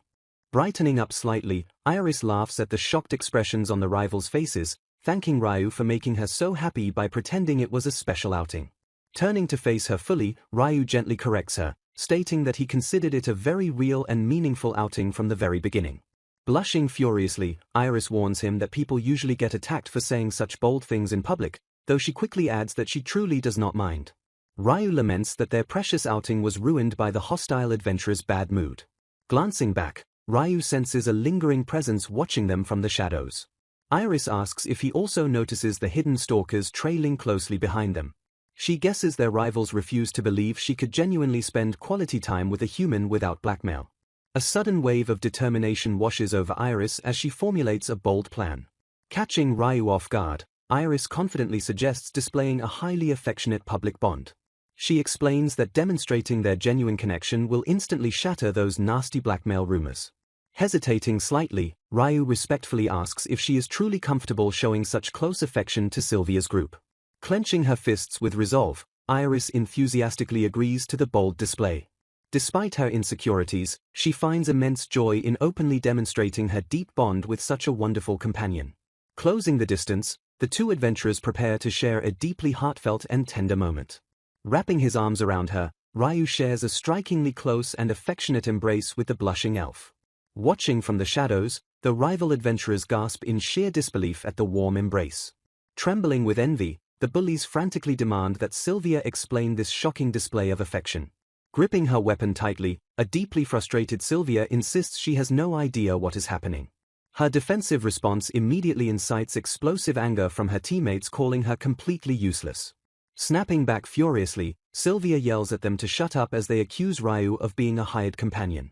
The bitter argument escalates, with the squad aggressively accusing Sylvia of hoarding crucial secrets for herself. Chuckling softly at the ensuing infighting, Ryu notes the rivals' intense jealousy and gently asks Iris to depart. Throwing a triumphant smirk over her shoulder, Iris thoroughly savors her total victory over the stunned bullies. Left completely speechless, Sylvia physically trembles with unbridled fury and bitter resentment. Turning her glowing attention back to her kind companion, Iris eagerly agrees to leave the furious rivals behind. Retreating into the safe forest, Iris suddenly covers her face in profound embarrassment over their incredibly bold display. Quickly noticing her returning insecurities, Ryu earnestly assures her that she is truly beautiful just the way she is. He warmly encourages her confidence, pointing out that her athletic build proves her fierce dedication as an adventurer. Deeply moved by his comforting words, Iris bashfully requests his help to build even more inner confidence. Leaning affectionately against him, she shyly admits her deep desire for his continued support and undivided attention. Iris deeply embraces Ryu, gently whispering for his continued comfort and affection. She holds him close, warmly expressing her profound dedication and deep emotional bond. Later, Iris walks through the vibrant city streets, beaming with absolute joy and finding the entire world incredibly bright. Ryu kindly reminds the distracted elf to look straight ahead while walking safely down the busy path. Feeling completely refreshed, Iris giggles as she happily recalls the stunned faces of Sylvia and her cruel gang. Pointing excitedly toward a bustling food stall, Iris quickly directs Ryu's attention through the noisy crowd. A friendly vendor warmly hands them a freshly prepared local snack with a bright, welcoming smile. Taking a large bite, Ryu happily declares the delicious food perfectly suits his taste. Chewing happily, Ryu shifts the conversation back to their earlier tense confrontation. He carefully asks Iris why the arrogant adventurer named Sylvia purposely bumped into her earlier. Looking down thoughtfully, Iris guesses the intense rivalry exists simply because they are both proud elves. She explains that Sylvia is the untouchable ace of Hyakuryuran and the only married member of her party. Utterly shocked by the unexpected revelation, Ryu loudly questions how someone so hostile could actually be married. Iris playfully imagines Sylvia cheerfully welcoming a spouse home with warm meals and peaceful domestic bliss. Noticing his sudden silence, Iris curiously asks what is deeply occupying his racing thoughts. Ryu earnestly wonders if Sylvia's husband shares his unique worldview, hoping they could easily become good friends. Iris hesitates before revealing that Sylvia's husband is actually an elite nobleman with an official court rank. Ryu blinks in sheer surprise, trying to process the fact that Sylvia married into powerful aristocracy. Ryu assumes Sylvia must be incredibly popular in the capital as a commoner who successfully married a noble. Shaking her head awkwardly, Iris softly corrects him by revealing that Sylvia is actually the 12th wife. Ryu stammers in disbelief at the sheer number of spouses, realizing her marital status simply protects her from criticism. Ryu quietly marvels at the country's unique laws, remembering that his own guildmaster has 4 wives. Shaking his head to clear his wandering thoughts, Ryu decides to drop the complicated societal topic entirely. Smiling brightly, he invites Iris to happily resume their peaceful sightseeing tour through the vibrant capital. Meanwhile, the guildmaster and his wife Annette silently navigate the grand halls of the guild headquarters. Annette gently comforts her heavily sighing husband, reassuring him that their official meeting was not a total disaster. Staring gloomily ahead, the frustrated guildmaster mutters that headquarters gave them a completely unhelpful and ambiguous response. After 2 exhausting hours, the executives firmly concluded they could not forcibly relocate adventurers to Cassandra City. Annette notes headquarters saw no impending crisis, while the guildmaster heavily criticizes their complete lack of urgency. He grimly reveals that several stubborn officials outright refuse to believe the Hungry Wolf's dungeon goes any deeper. Annette furiously argues that the entire S-rank Rosenkreuz party officially reported the deep levels as undeniable fact. Pausing in the quiet corridor, the guildmaster solemnly explains that the Rosenkreuz party is precisely the problem. He angrily admits headquarters heavily dismisses the brave girls simply because of their socially unpopular appearances. Shocked by the blatant prejudice, Annette asks if such terrible discrimination is actually allowed by guild leadership. Gritting his teeth, the guildmaster recounts almost throwing his teacup when executives insulted Rosenkreuz and outright refused help. Annette fiercely defends the party, furious at the incredible disrespect shown toward both the brave girls and her husband. Realizing headquarters will not help, the guildmaster wonders if he can personally convince independent adventurers to relocate instead. Needing to calm his boiling frustration, he politely excuses himself to briefly visit the restroom. Annette waits patiently in the quiet corridor while her husband steps away to effectively clear his mind. Suddenly, a familiar voice calls out as the arrogant dark elf Sylvia abruptly approaches the waiting woman. Sylvia abruptly demands to know Ryu's name as she corners him. Ryu nervously introduces himself as a simple employee from the Cassandra City Guild. Shock flits across Sylvia's face as she processes his completely unexpected answer. Leaning in closer, she arrogantly asks exactly how much money he charges for his time. Ryu's heart pounds heavily in his chest as he stares back in utter confusion. He firmly denies receiving any payment, insisting he accompanied Iris entirely by his own choice. Scoffing bitterly, Sylvia accuses him of lying, claiming no man would ever prefer an elf without being paid. Ryu tries to defend Iris, but Sylvia quickly offers to double his supposed rate. Growing desperate, the dark elf escalates her offer to triple or even quintuple the imaginary fee. Refusing to tolerate the disrespect, Ryu sharply slaps her offering hand away. He firmly rejects her money, reiterating that Iris never paid him a single coin. Sylvia gasps in pure shock as Ryu politely but coldly excuses himself. Turning his back on the stunned adventurer, Ryu quickly walks away from the tense confrontation. Hurrying down the street, Ryu desperately laments that the royal capital is an incredibly scary place. He silently wonders how old Sylvia must be to call the centenarian Iris little. Exhausted from the overwhelming drama, Ryu finally arrives back at his designated inn. Settling into his quiet room, he ponders if Sylvia's true intention was simply to hurt Iris. Ryu wishes he could consult a male friend about this confusing drama. He fondly recalls a past conversation where a friend mentioned struggling to find male companions in their original world. That friend had always deeply cherished spending quality time with male co-workers. Chuckling bitterly, Ryu realizes that making male friends in this female-dominated world is practically impossible. A sudden, unexpected noise violently interrupts his quiet moment of deep reflection. A tiny fairy named Yandere cheerfully reveals herself, leaving Ryu screaming in absolute shock. Trembling nervously, Ryu realizes his body instinctively assumed a defensive posture just as the tiny fairy asks him what is wrong. The fairy explains she rushed back after sensing an emotion of predicament from his soul, prompting Ryu to question her sudden return when she claimed she could not visit for a while. Noting his severely elevated stress levels, the fairy asks if anything troubling happened recently while Ryu cautiously acknowledges her deep concern. Ryu quietly explains his confusing encounter with a married dark elf swordswoman who unexpectedly offered him money without any clear malicious intent. Instantly misinterpreting the complex situation, the fairy clenches her tiny fists with fierce determination and prepares to take drastic action. Ryu frantically begs her to stop as the furious magical creature declares she will place a devastating curse on the dark elf and her entire family.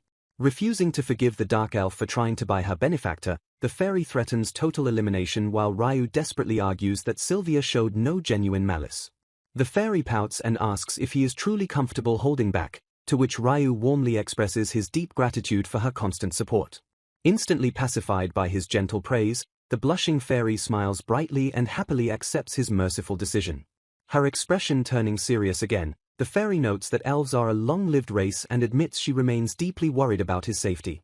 Suddenly struck by a brilliant idea, the fairy cheerfully announces that she possesses the perfect magical item to help him out.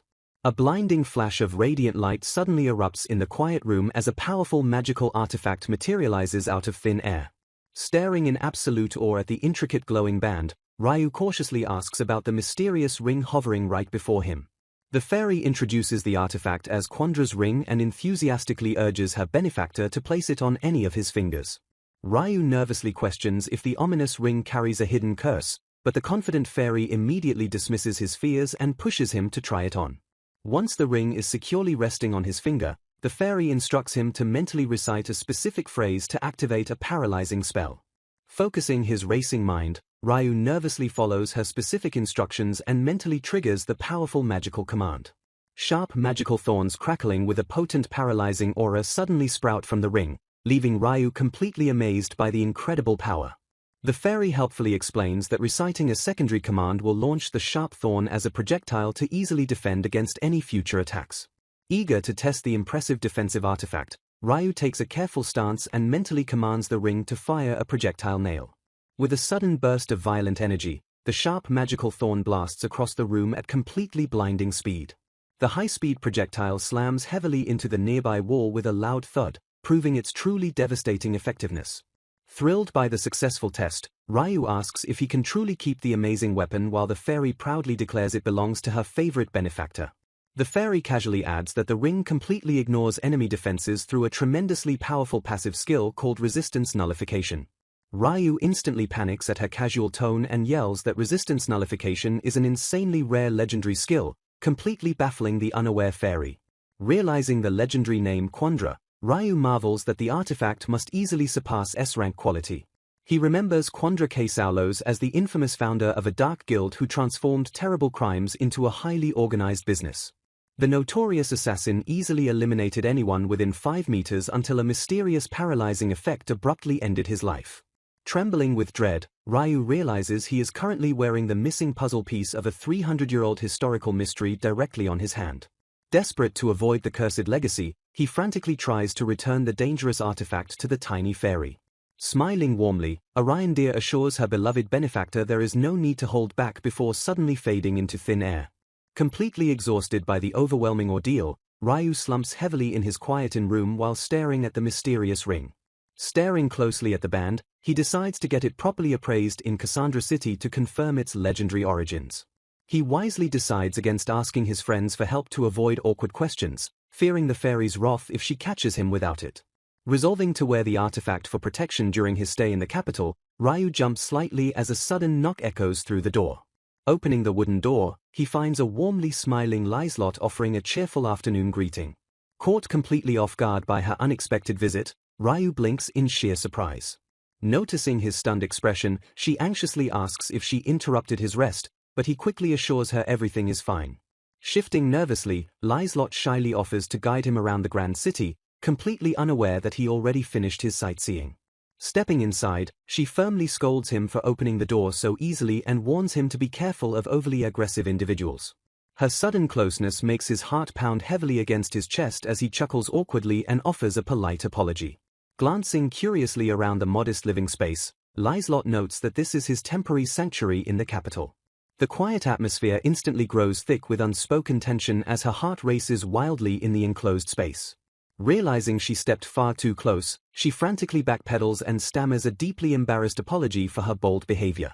Ryu gently reassures her that he is not angry at all, prompting a relieved Liselot to admit she truly enjoyed their friendly proximity. Sighing with heavy insecurity, she expresses a deep wish for a more traditional dwarven figure to better capture his attention. Suddenly realizing she is dominating the entire conversation, she bashfully apologizes for rambling about her personal insecurities. Brightening up with renewed enthusiasm, she eagerly invites him to explore the royal capital's legendary Great Library together. The library clerk charges them 3 silver coins for a rank S adventurer and a guild employee. Ryu hands over the payment, prompting the polite clerk to warmly thank them for their visit. Liselot warmly thanks him for the financial treat while he casually promises to invite her for tea later. Brushing off her gratitude, Ryu gazes around the massive library and marvels at the incredible collection of books. Liselot explains that the vast nationwide collection attracts many studying scholars, warning him to carefully keep his voice down. Agreeing to her helpful advice, Ryu nods and plans to carefully meet her back at their current spot in exactly 3 minutes. Wandering completely alone through the towering shelves, he continues to profoundly admire the truly magnificent and extensive literary collection. Flipping through the aged pages of a heavy historical tome, he frantically searches for vital information regarding an incident from 3 centuries ago. He specifically hunts for written records concerning the elusive fairy Yandere and her previous benefactor who allegedly destroyed an entire country. Sighing in utter frustration, he slides the completely useless book away after failing to find any recorded magical incidents in this strange world. Shifting his deep focus entirely, he smartly decides to heavily research the mysterious ring resting on his finger instead. Pulling out a heavy biographical encyclopedia, he quickly locates the dark historical entry detailing the infamous Quandra case Aulos. Seeing an accurate illustration of the cursed artifact, he shakes his head in absolute denial and desperately tries to convince himself it is a mere coincidence. A chilling warning permanently written by Quandra fiercely advises readers to never make a foolish wish to a fairy lest their own desires utterly destroy them. Startled by the deeply ominous passage, he quickly flips the heavy book closed and suddenly decides it is finally time to head back. Approaching the designated meeting spot, a heavily blushing and visibly trembling Liselot nervously calls out his name. Noticing her strangely flustered and anxious demeanor, Ryu tilts his head and carefully approaches her with growing inner curiosity. Peeking nervously at the thick book in his hand, she gently scolds him for reading what she firmly considers to be highly inappropriate material. Shocked by her completely wild accusation, Ryu loudly questions how a standard historical biography could possibly be considered inappropriate reading. Waving his shaking hands in frantic panic, he firmly defends his pure honor and loudly declares he is highly offended by her massive misunderstanding. Glancing back down at the dense text, he suddenly realizes that dark historical biographies are somehow viewed as completely scandalous in this unique world. Later that quiet evening, the two warmly part ways as Liselot happily thanks him for the incredibly fun and highly memorable day. Stepping into his deeply quiet inn, the attentive receptionist quickly catches his attention to officially inform him about a recent unexpected visitor. Curiously asking for specific details, Ryu learns that a highly mysterious silver-haired elven woman was actively looking for him earlier. The worried innkeeper admits she promptly turned the elf away to fiercely protect the inn's delicate reputation, leaving Ryu to instantly wonder if it was actually Iris. Reassuring the overly concerned host, Ryu kindly declines her offer to summon the city guard since he likely knows the silver-haired woman. Just as he sighs and begins to fully settle in, a sudden, heavy knocking echoes loudly against his sturdy wooden door.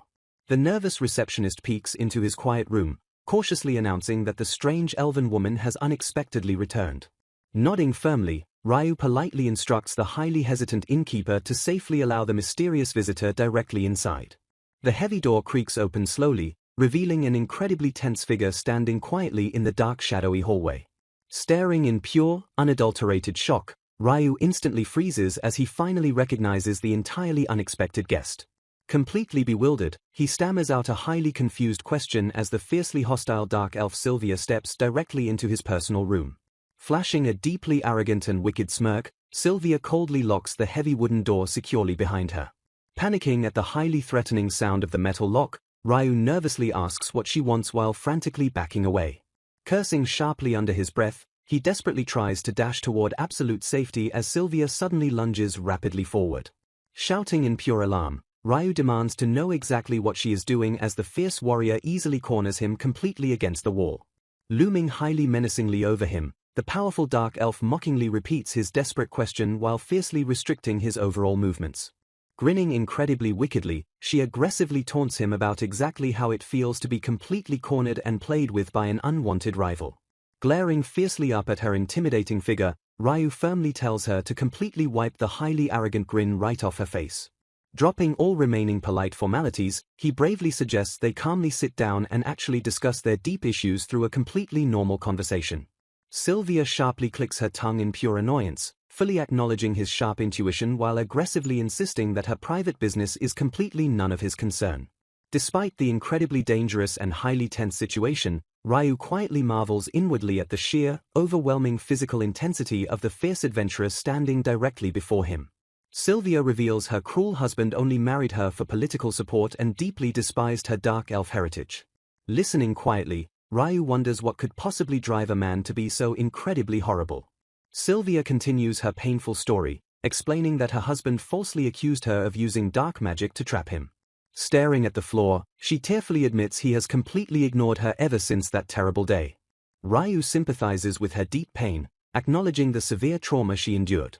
Shifting his tone, Ryu directly asks why she suddenly decided to attack him earlier. Startled by his blunt question, Sylvia flinches in sheer surprise.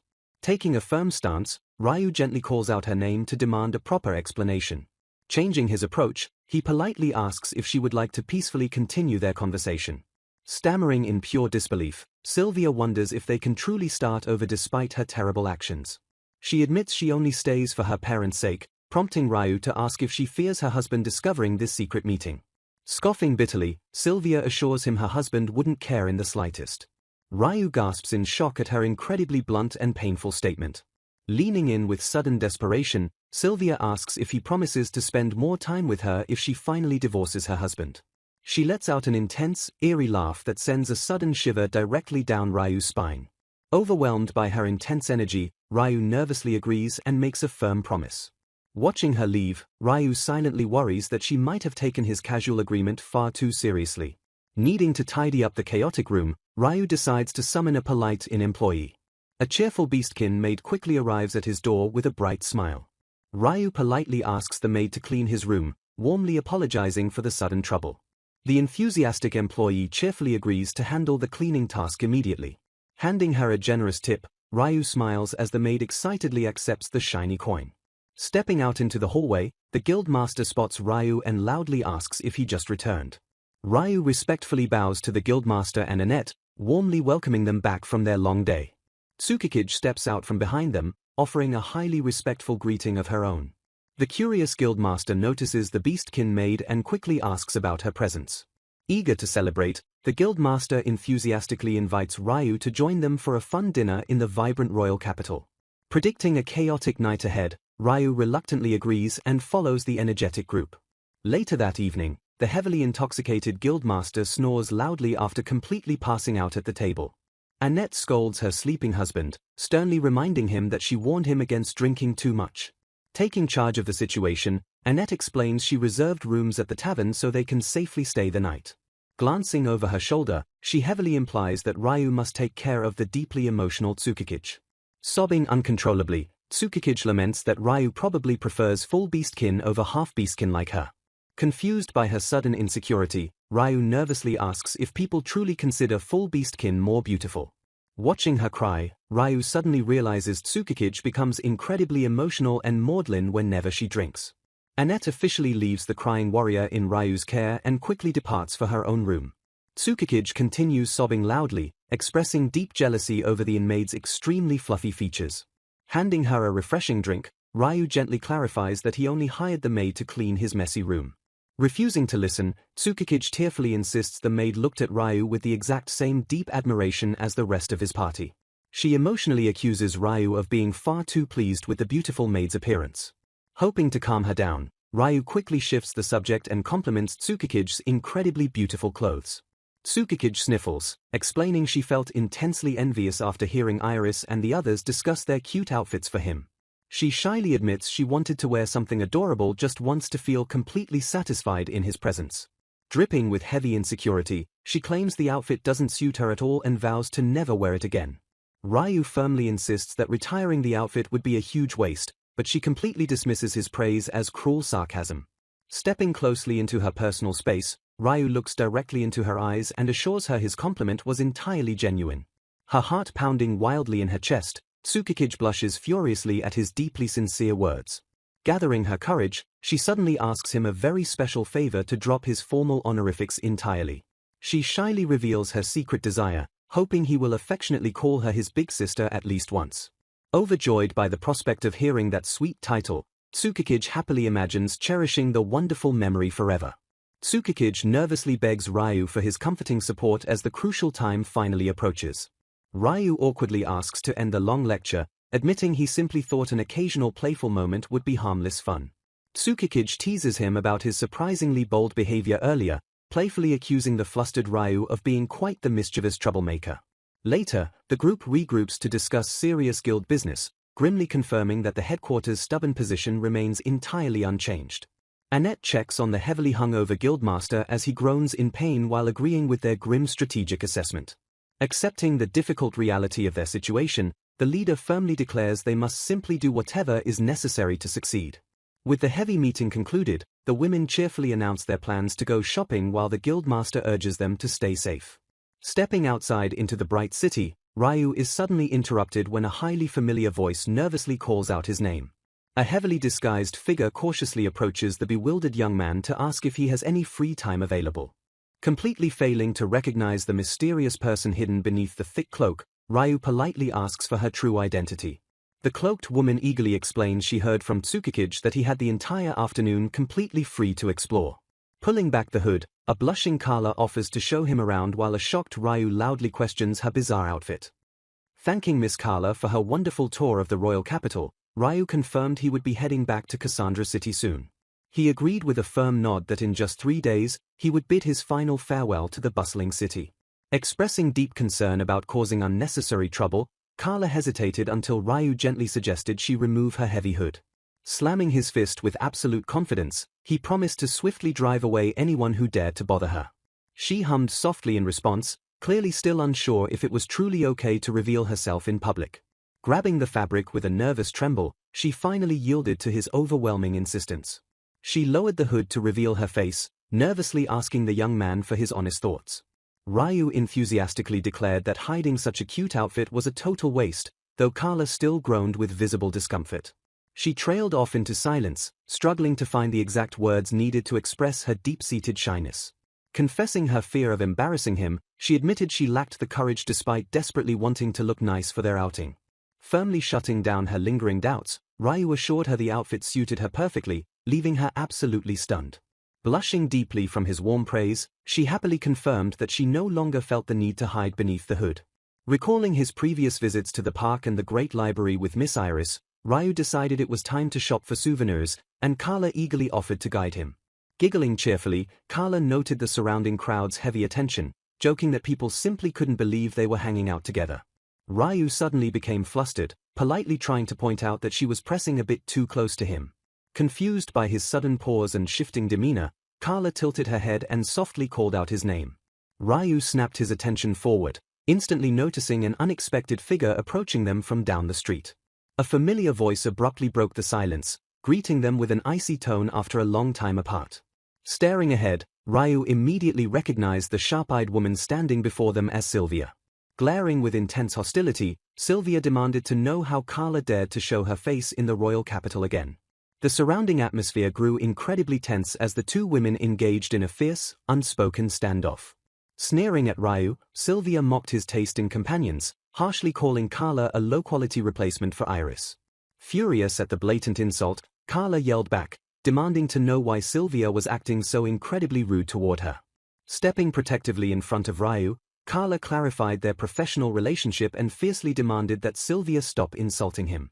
Taken completely aback by Carla's sudden and fiery outburst, Sylvia simply stared in pure, unadulterated confusion. Carla proudly declared that Ryu cherished their entire team without judgment, leaving Sylvia stuttering in shock about his recent outing with Iris. Shock washed over Sylvia as she processed this massive revelation, realizing it meant something incredibly significant about a past promise. Blinking rapidly in surprise, Sylvia suddenly looked away, finding herself entirely flustered by her own internal realization. As Sylvia hastily retreated, Ryu thanked Carla for her fierce defense, warmly brushing off her apologies for the dramatic interruption. Watching her rival leave, Carla pondered Sylvia's unusually strange behavior, noting that the woman was normally much more sarcastic. Reflecting on her own anxious nature, Carla quietly admitted she harbored a deep respect for Sylvia's unyielding confidence in the face of adversity. Smiling gently at her heartfelt confession, Ryu expressed his genuine hope that the two girls might eventually become good friends.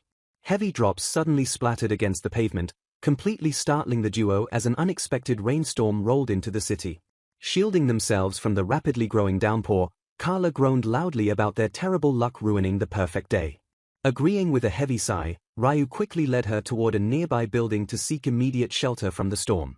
Dripping wet from the sudden deluge, they stepped inside the quiet room as the overhead lights instantly flickered on to welcome them. Shivering slightly from the damp cold, Carla nervously called out his name, clearly struggling to find the right words to say. Blushing furiously red, she stammered out a timid offer to head upstairs and rest together while they waited out the heavy rain. Slamming her hands on the encounter, Carla urgently requested a single room for them to take a rest and escape the pouring rain.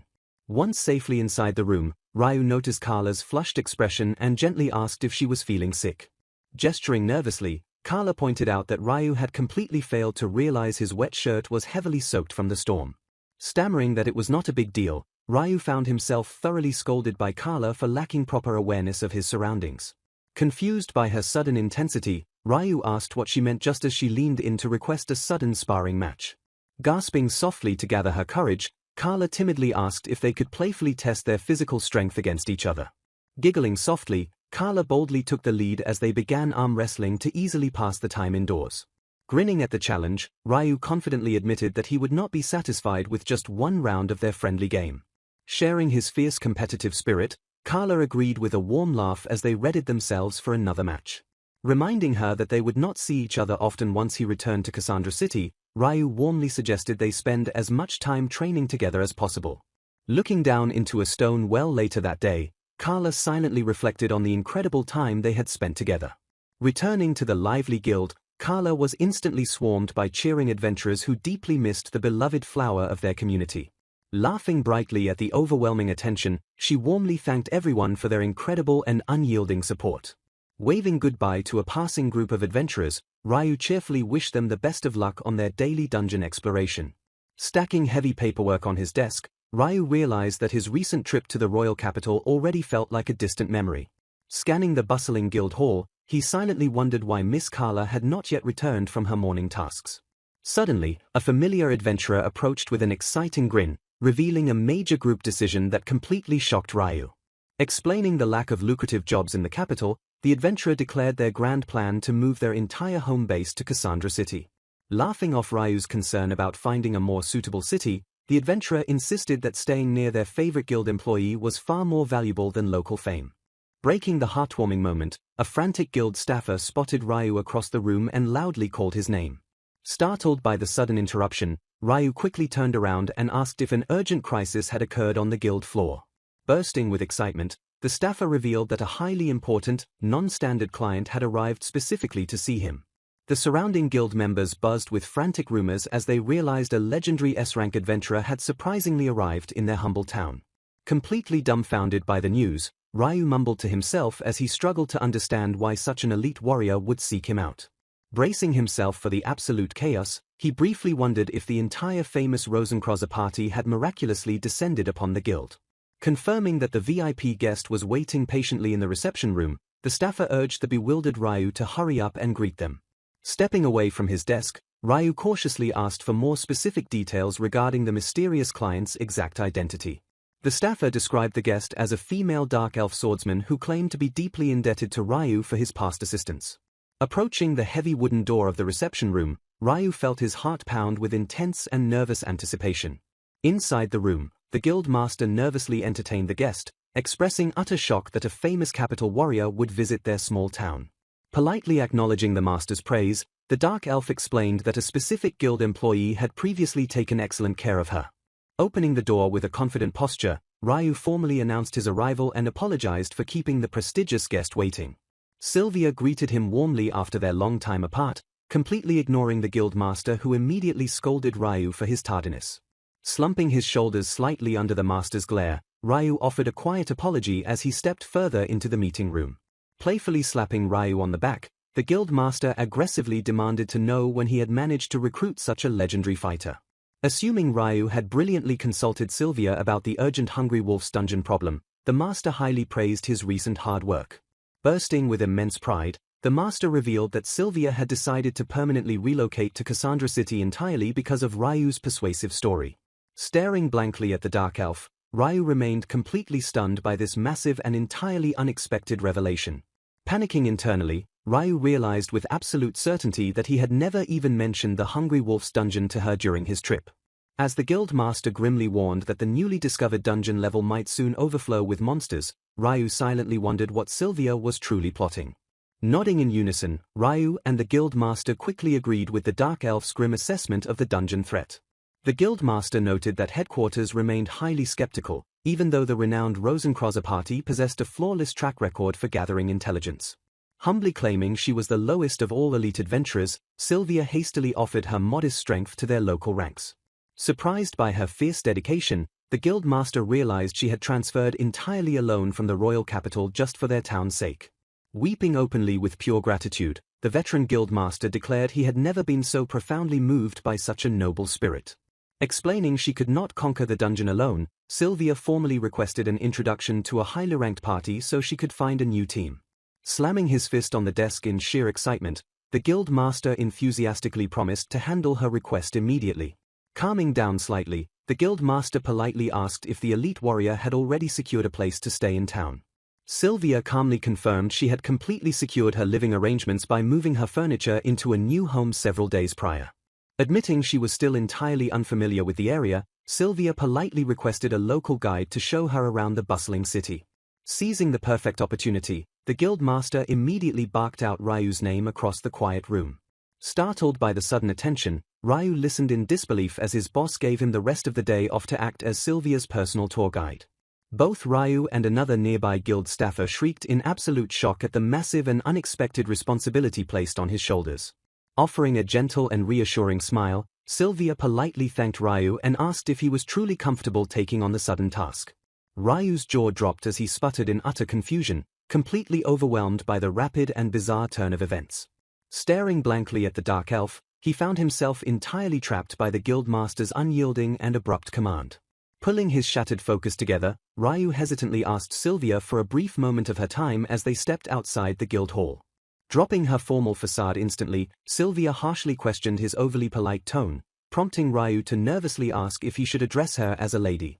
Leaning in much closer, she reminded the flustered employee that he had been significantly bolder during their previous encounters in the royal capital. Attempting to explain that the current situation was highly professional, Ryu was quickly cut off as Sylvia firmly suggested they move to a more private location to speak normally.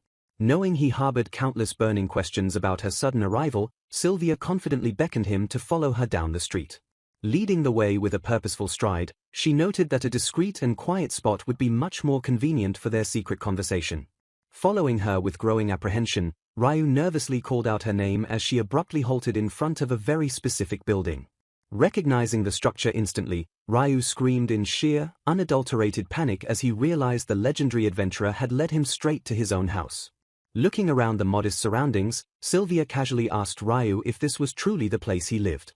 Pulling out a small object, she swiftly inserted a key into his front door and turned the lock with a resounding click. Startled by the sudden intrusion, Ryu reacted with sheer, wide-eyed shock at the unfolding scene. Panicking wildly, he loudly demanded to know why she possessed a working key to his own private home. Flashing the metal key with supreme confidence, she told him not to worry and falsely claimed she acquired it entirely legally. She smoothly insisted the key just accidentally matched his lock, prompting Ryu to immediately point out the blatant illegality of her actions.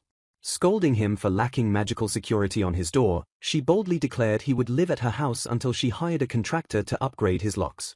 Shaking her head in utter disbelief, she harshly criticized his extreme carelessness for failing to install basic magical sensors. Frozen in place, Ryu stared at her in complete, dumbfounded silence as the rapid escalation washed over him. Urging him to step inside, she wondered aloud why he looked so stunned while he mentally processed her outrageous demand to move in together. Confidently stepping into the small space, she curiously surveyed the neat layout of his personal room. Breathing in the pleasant scent, she happily noted how refreshingly different his home smelled compared to her previous living situation. Trying to regain control of the bizarre situation, Ryu nervously called out her name to ask a pressing question. He demanded to know how she possibly created a duplicate key when she never even knew what his house looked like from the outside. Shrugging casually, she admitted to looking up his address and grabbing the lock serial number to forge a perfect copy. Assuring him that the lock could never be duplicated again, she paused as Ryu suddenly pivoted to ask about her estranged husband. Spitting out a small object, she calmly and confidently revealed that she had already finalized her divorce. She explained that she took immediate and decisive action right after meeting him and Carla back in the royal capital. Hearing the satisfying confirmation of her freedom, Ryu pumped his fists with a triumphant and supportive shout. Feeling an incredible sense of relief, she confessed she once feared her life would end without her ex but now heavily regretted not leaving him sooner. Ryu asked if the man agreed to the split right away, leading her to reveal that he had actually handed her divorce papers the day after their wedding. Recalling that arrogant morning, she explained how her former husband smugly declared she could leave anytime since their basic duties were done. Disgusted by the harsh revelation, Ryu bluntly stated that the man was an absolute and undeniable jerk. She noted that moving her household goods was actually the most complicated part, leaving Ryu to ask if they even met face-to-face during the process. Admitting they did have a direct confrontation, Sylvia began to recount the incredibly tense final conversation between them. Flashing back to the encounter, her ex-husband stuttered in total disbelief as she bluntly informed him the paperwork was already filed. Desperate to maintain his fading control, he angrily insisted she would find herself in massive trouble without his ongoing support. Refusing to let her walk away, he violently reached out and grabbed her arm to halt her exit. Glaring back with absolute ice in her veins, she firmly and aggressively ordered him to release her hand immediately. Mocking her status and appearance, he arrogantly claimed he was the only man who would ever cherish her and doubted she actually filed the legal papers. Offering a pathetic compromise to win her back, his desperate attempt was suddenly cut short by her unexpected reaction. Unable to hold her composure, Sylvia burst into uncontrollable, mocking laughter right in his stunned face. Wiping away a tear of pure mirth, she firmly reminded the confused man that they were officially no longer a married couple. Genuine panic finally set into his eyes as he stammered, asking if she was truly going through with the absolute separation. Leaning in close to deliver the final blow, she brutally whispered that his pathetic skills and weak attitude simply were not enough for her anymore. Leaving him completely paralyzed by the harsh truth, she offered a sarcastic apology for her bluntness and mockingly thanked him for the past. Snapping back to the present, she proudly declared it was a perfectly harmonious split, though Ryu instantly questioned her wild definition of the word. Chuckling at the memory of her ex's absurd overconfidence, she found his arrogant assumptions to be absolutely and utterly hilarious. Smiling warmly at Ryu, she admitted she deeply wished he could have been there to see the smug man's face crumble in real time. Abruptly standing up from her spot on the floor, she shifted her full attention back to Ryu with a mysterious gleam in her eye. Acknowledging that the world would surely mock her as a fool, Sylvia confessed she had thrown everything away to finally leave her past behind. She openly wished she had broken free much sooner, noting that her heart felt incredibly clear and unburdened now. Staring quietly ahead, she allowed the peaceful reality of her newfound freedom to settle heavily between them. Shifting the conversation, she softly reminded Ryu of the solemn promise he had made to her previously. Pointing out his total absence, she noted that he had not visited her at all since that specific day. Flashing back to a deeply emotional and vulnerable moment, she recalled intensely pleading for more of his precious affection. Moving to a more philosophical topic, Ryu curiously asked if her unique values regarding beauty and ugliness had been present since birth. Laughing softly, Sylvia confirmed his theory and explained that even professional doctors remained completely baffled by her unusual condition. Ryu wondered if her parents shared the same perspective, but Sylvia revealed they had tragically perished in an epidemic when she was just a child. Realizing he had stumbled into a deeply painful memory, Ryu immediately offered a sincere and heavy apology. Brushing off his concern, Sylvia gently assured him it was perfectly fine since she was only 6 years old when it happened. Slamming his hands down in sheer shock, Ryu loudly protested that a 6-year-old child was practically an unweaned baby. Sylvia calmly clarified that human children are fully weaned by that age, highlighting the stark biological difference between their two races. Overcome with sudden emotion, Ryu began sobbing heavily as he imagined how incredibly difficult that tragic loss must have been for a young child. He realized that for a dark elf with a 300-year lifespan, a 6-year-old was essentially still a helpless infant. As a menacing rumble echoed in the distance, Ryu suddenly connected the dots and curiously asked Sylvia for her actual age. The ominous rumbling intensified dramatically around them, creating an incredibly tense and heavy atmosphere in the room. Panicking under her sudden dark aura, Ryu frantically waved his hands and desperately tried to retract his highly intrusive question. Pivoting smoothly to escape the terrifying pressure, Ryu happily declared it was time to clean the dirty dinner dishes. Insisting she take a well-deserved rest after cooking, he firmly ordered her to stay seated while he gladly took over the household chores. Sighing in massive relief as he walked away, Ryu muttered to himself about how genuinely terrifying her silent glare had been. Stepping quietly into the kitchen, he mentally scolded himself for foolishly breaking the golden taboo of asking a woman her true age. A sudden meow shattered the quiet room, prompting Ryu to jump back in shock as he spotted a small animal lurking nearby.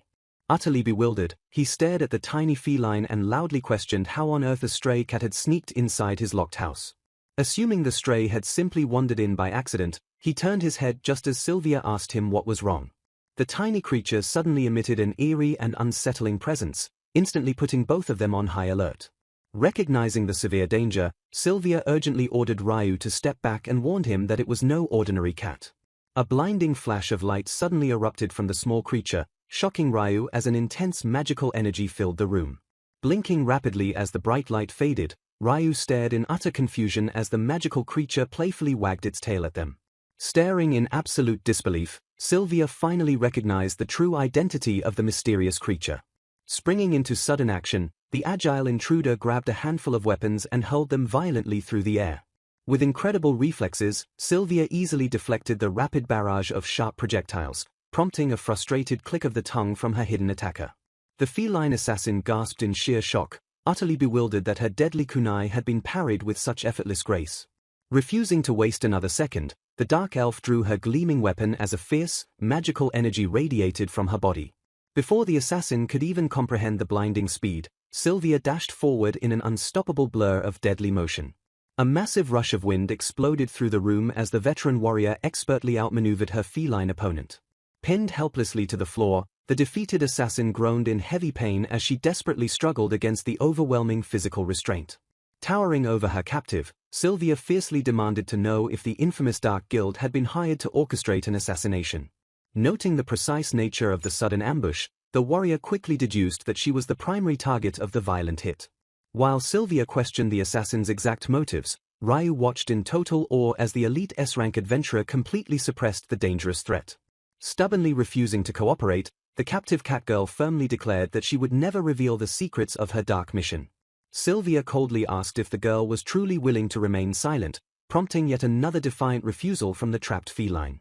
Emitting a terrifying aura, Sylvia ruthlessly applied heavy pressure to the assassin's joints and promised to extract the hidden truth by sheer force. Ignoring the assassin's painful screams, the dark elf mercilessly twisted her limbs in an attempt to instantly break her unyielding resolve. Feeling a sudden sense of deep pity for the tortured girl, Ryu cautiously stepped forward and asked the fierce warrior to stop her brutal interrogation. The tense confrontation was abruptly interrupted when a new, unfamiliar voice cheerfully praised Sylvia for roughing up her feline partner. Startled by the sudden intrusion, Sylvia and Ryu whipped around to find another dangerous enemy standing right behind them. A rabbit-eared girl swiftly grabbed Ryu from behind, holding a sharp blade near his face and fiercely ordering Sylvia to stand down. Clicking her tongue in extreme frustration, Sylvia realized she had completely missed the second attacker who now held her friend hostage. Cursing loudly under her breath, Sylvia noticed that the rabbit girl had strategically pinned the exact arm Ryu needed to cast his defensive magic. With a menacing glare, the new attacker sadistically threatened to either break Ryu's arm or sever his head entirely. Desperate to save Ryu from immediate harm, Sylvia immediately surrendered and threw the injured catgirl back toward her dangerous ally. The battered catgirl whined loudly about her partner's late arrival while the rabbit girl casually thanked her for being such a perfect distraction. Tightening her iron grip, the rabbit girl warned Ryu to keep perfectly still while expressing a twisted and unsettling desire to treat him well. Leaning dangerously close, the rabbit assassin thoroughly inspected her nervous captive with an intense and highly scrutinizing gaze. Ryu stood completely frozen in pure terror as the strange woman mockingly praised him for being such a quiet and cooperative hostage. Smiling with absolute delight, the rabbit girl cheerfully declared that his obedient demeanor was exactly the type of personality she heavily favored. Furious at the dangerous proximity, Sylvia aggressively demanded they release Ryu immediately, prompting the rabbit girl to dismiss her as incredibly annoying. Safely out of harm's way, the previously tortured catgirl confidently blew a raspberry and loudly mocked the deeply frustrated dark elf. However, a single, terrifying glare from the legendary warrior instantly shattered the catgirl's incredibly fragile bravado. Cowering cowardly behind her partner, the terrified feline swore she would never agree to act as live bait ever again. Sylvia realized with sudden dread that the Dark Guild's mission was completely twofold, as both she and Ryu were active and equal targets. The assassins proudly explained their cowardly strategy, admitting they had used Ryu entirely to neutralize the S-rank adventurer's overwhelming power. When Sylvia fiercely demanded to know their true objective, the rabbit girl vaguely refused to reveal their employer's dark secrets on the spot. Tightening her heavy chokehold on Ryu, the rabbit assassin calmly revealed that their mysterious client specifically requested a personal and private meeting. Before Sylvia could launch a desperate rescue, the rabbit girl swiftly struck Ryu in the neck, instantly rendering him completely unconscious. A gentle breeze slowly roused Ryu from his deep, forced slumber, leaving him extremely disoriented in a quiet and unfamiliar location. Blinking away the heavy grogginess, he quickly realized he had been dragged to a strange room decorated entirely in an elegant Eastern architectural style. His rapid assessment was suddenly cut short when an unknown, imposing figure formally welcomed him back to the waking world. Offering him some food, the captor casually mentioned that he must be getting hungry. Reassuring her flailing prisoner, the catgirl promised the meal was perfectly safe and completely free of poison. Ryu cautiously accepted the offering and excitedly declared the food to be absolutely delicious. Smiling warmly at his reaction, she happily noted how glad she was to hear his praise. Confirming they were far from Cassandra City, she warned him that calling for help in a Dark Guild branch would be entirely useless. Hesitating for a moment, Ryu prompted his captor to finally reveal her name as Suzu. Nodding proudly, the feline assassin confirmed her identity to the bewildered hostage. Pressing for answers, Ryu demanded to know her true objective and what exactly she planned to do with him. Surprised by his boldness, Suzu praised his fierce spirit before awkwardly double-checking his name. Slamming her hand against the wall, she suddenly trapped the startled young man in place. Leaning in dangerously close, she warned him that getting cocky around dangerous women could lead to terrible consequences. Chuckling darkly, she threatened to turn him into a permanent captive who would be endlessly tormented for their twisted amusement. Completely misreading the intense threat, Ryu cheerfully replied that her plan sounded incredibly pleasant, leaving the assassin utterly baffled. Assuring him he would see Sylvia soon, she cryptically muttered that it might actually be better if he never reunited with his friend. Stepping away, Suzu sternly ordered him not to attempt a foolish escape since running away alone was absolutely impossible. A subordinate abruptly interrupted the tense moment to announce that all their preparations were finally complete. Suzu quickly asked if their mysterious client had arrived, which the subordinate immediately confirmed. Creating a magical source of light, Ryu carefully watched as a heavy door creaked open in the darkness. Peering into the dim hallway, Ryu cautiously asked Suzu if he could ask her one more pressing question. He pointed out that kidnapping a guild employee and a wealthy S-rank adventurer would surely trigger a massive and relentless search effort. Scoffing at his logic, Suzu confidently declared they had prepared perfect countermeasures against any potential guild retaliation. Stunned by her ruthless efficiency, Ryu listened in sheer disbelief as she revealed they had already forged and submitted his official resignation letter. Realizing they had flawlessly handled all of his final paperwork, Ryu panicked over suddenly finding himself completely unemployed. Sighing at his naivety, Suzu listened as he desperately argued that their incredible administrative skills could easily land them legitimate careers. Ignoring his optimism, Suzu explained that society constantly rejected them for their appearances regardless of how hard they worked as adventurers. Ryu silently observed the feline assassin, acknowledging that the world's harsh standards completely blinded them to her true beauty. A sudden rattle broke the heavy silence as Suzu cheerfully announced they had finally reached their dark destination. Bursting into the new room, Ryu instantly spotted Miss Sylvia and loudly called out her name in immense relief. Overcome with deep emotion, Sylvia sobbed openly as she expressed her overwhelming joy at seeing him completely safe. Shocking him to his core, Sylvia revealed she had been agonizing over his disappearance for an entire week. A harsh, arrogant voice suddenly shattered their emotional reunion by aggressively demanding Sylvia's immediate attention.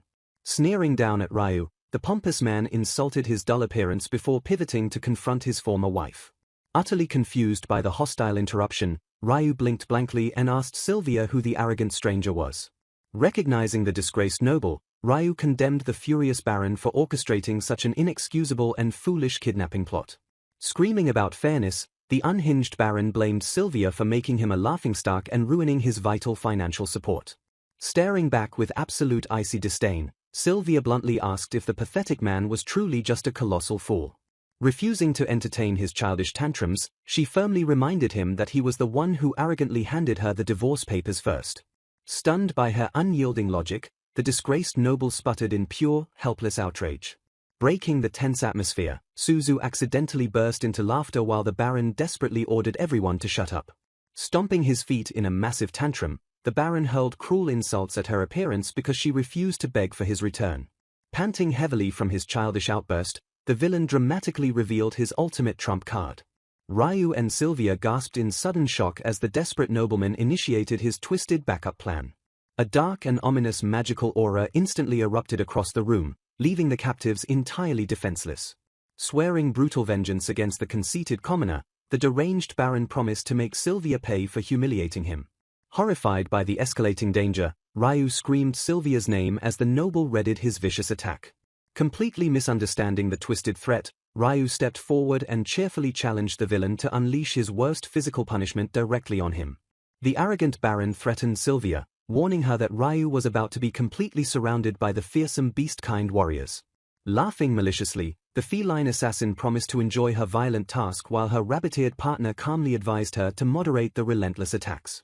Announcing her temporary departure, the rabbit warrior respectfully bowed to the Baron as he harshly ordered her to leave the room immediately. Flashing a wicked smile, the departing assassin told Ryu to hang in there and promised to return to the chaos very soon. Straining against her heavy bonds, Sylvia fiercely commanded the disgraced nobleman to stop his completely nonsensical and cruel scheme right this instant. Snapping back with furious anger, the Baron demanded she swear to remarry him if she wanted him to halt the ongoing punishment. Scoffing at his utter stupidity, Sylvia pointed out that forcing a renewed marriage would never restore his broken reputation or lost financial aid. Refusing to be used as emotional leverage, Ryu desperately yelled across the dark room for Sylvia to completely ignore his perilous situation. He fiercely urged her never to remarry such a horrible man, while secretly harboring an eager anticipation for the impending physical challenge. Moved to sudden tears by his brave sacrifice, Sylvia softly whispered his name as deep sorrow washed over her heart. Catching himself before revealing his strange excitement, Ryu listened silently as Sylvia tearfully blamed herself for their terrible predicament. Blaming the young man for his ex-wife's sudden defiance, the furious noble forcefully struck Ryu while accusing him of malicious deception. Watching the brutal outburst from the sidelines, the feline assassin muttered in sheer surprise at the nobleman's completely unhinged and violent rage. Desperate to protect her injured friend, Sylvia screamed at the top of her lungs that the split was entirely her own absolute decision. Refusing to listen to reason, the deranged Baron violently shoved Ryu to the floor and roared at Sylvia to stay completely silent. The cruel noble declared he would only be satisfied after subjecting Ryu to a truly grueling and painful trial of endurance. Stepping forward eagerly, Suzu asked for permission to begin the fierce punishment just as the Baron demanded Ryu be utterly humiliated by 10 fearsome fighters. Waving his hand dismissively, The arrogant man ordered the assassin to proceed immediately and teach the captive a brutal lesson in true despair. Preparing her fierce assault, the menacing catgirl ordered Ryu to immediately bow down and submit to her overwhelming physical dominance. Emitting a terrifying battle cry, the agile fighter suddenly lunged forward to initiate her relentless and chaotic torment. Moving with surprising speed, Ryu braced himself as the feline warrior crashed violently into his sturdy defensive stance. Utterly bewildered by the strange sound of the impact, the Baron watched in sheer disbelief as Ryu casually dropped into a seated defensive posture. Realizing the hostage was completely unfazed by the terrifying assault, the attackers stared in shock at his incredibly eccentric and fearless attitude. Analyzing his current options, the clever young man silently realized he could perfectly utilize the surrounding attackers to his ultimate combat advantage. Smiling with surprising confidence, Ryu actively challenged the bewildered assassin to continue their intense and chaotic sparring match. Completely thrown off by his overwhelming eagerness, the fierce catgirl hesitated as her aggressive momentum suddenly vanished into thin air. Sliding aggressively toward his confused captor, Ryu cheerfully declared that he was more than ready to endure her absolute worst attacks. Startled by the sudden and terrifying shift in power, the cowardly Baron desperately looked around just as a heavy door slammed shut nearby. Absolutely terrified by Ryu's unhinged combat energy, the disgraced noble abandoned his wicked plot and sprinted frantically down the long hallway. Panting heavily in absolute panic, the fleeing villain questioned Ryu's true identity as he scrambled desperately for the nearest safe exit. Watching his pathetic tormentor flee the scene in sheer cowardice, Ryu flashed a wide and triumphant grin of ultimate victory. Breaking the heavy silence, an awestruck Sylvia asked her friend if he had truly managed to defeat the terrifying assassin all by himself. Recalling Sylvia's previously fierce and mocking laughter, Ryu quietly wondered why he found her indomitable spirit so incredibly and undeniably beautiful. A sudden surge of intense energy filled the room as the remaining heavy restraints finally began to shatter completely under the pressure. Rushing quickly to her side, Ryu checked on her condition while she gratefully asked him to untie the heavy binding ropes. Praising his incredible and unmatched bravery, Sylvia smiled warmly as Ryu humbly brushed off the victory by claiming his opponent lacked true resolve. Stepping casually back into the ruined room, the rabbit-eared assassin hummed in sheer curiosity at the unexpected devastation surrounding them. Revealing she had just passed her absolutely terrified client in the hallway, the returning assassin expressed genuine surprise at the dramatic turn of events. Curious about the total defeat of her agile partner, she mockingly asked Ryu if he had utilized some secret hidden strength to achieve his sudden victory. Without a moment of hesitation, the swift rabbit warrior hurled a barrage of stolen kunai as Ryu narrowly dashed out of their deadly path. Desperately urging her friend to safety, Sylvia yells for Ryu to run away just as their opponent fiercely vows to block his escape. A sudden and unexpected magical phenomenon fills the tense room, catching the deadly attacker completely off guard. Ryu triumphantly shouts to Sylvia that he successfully used a hidden item to completely paralyze Mayfair in her tracks.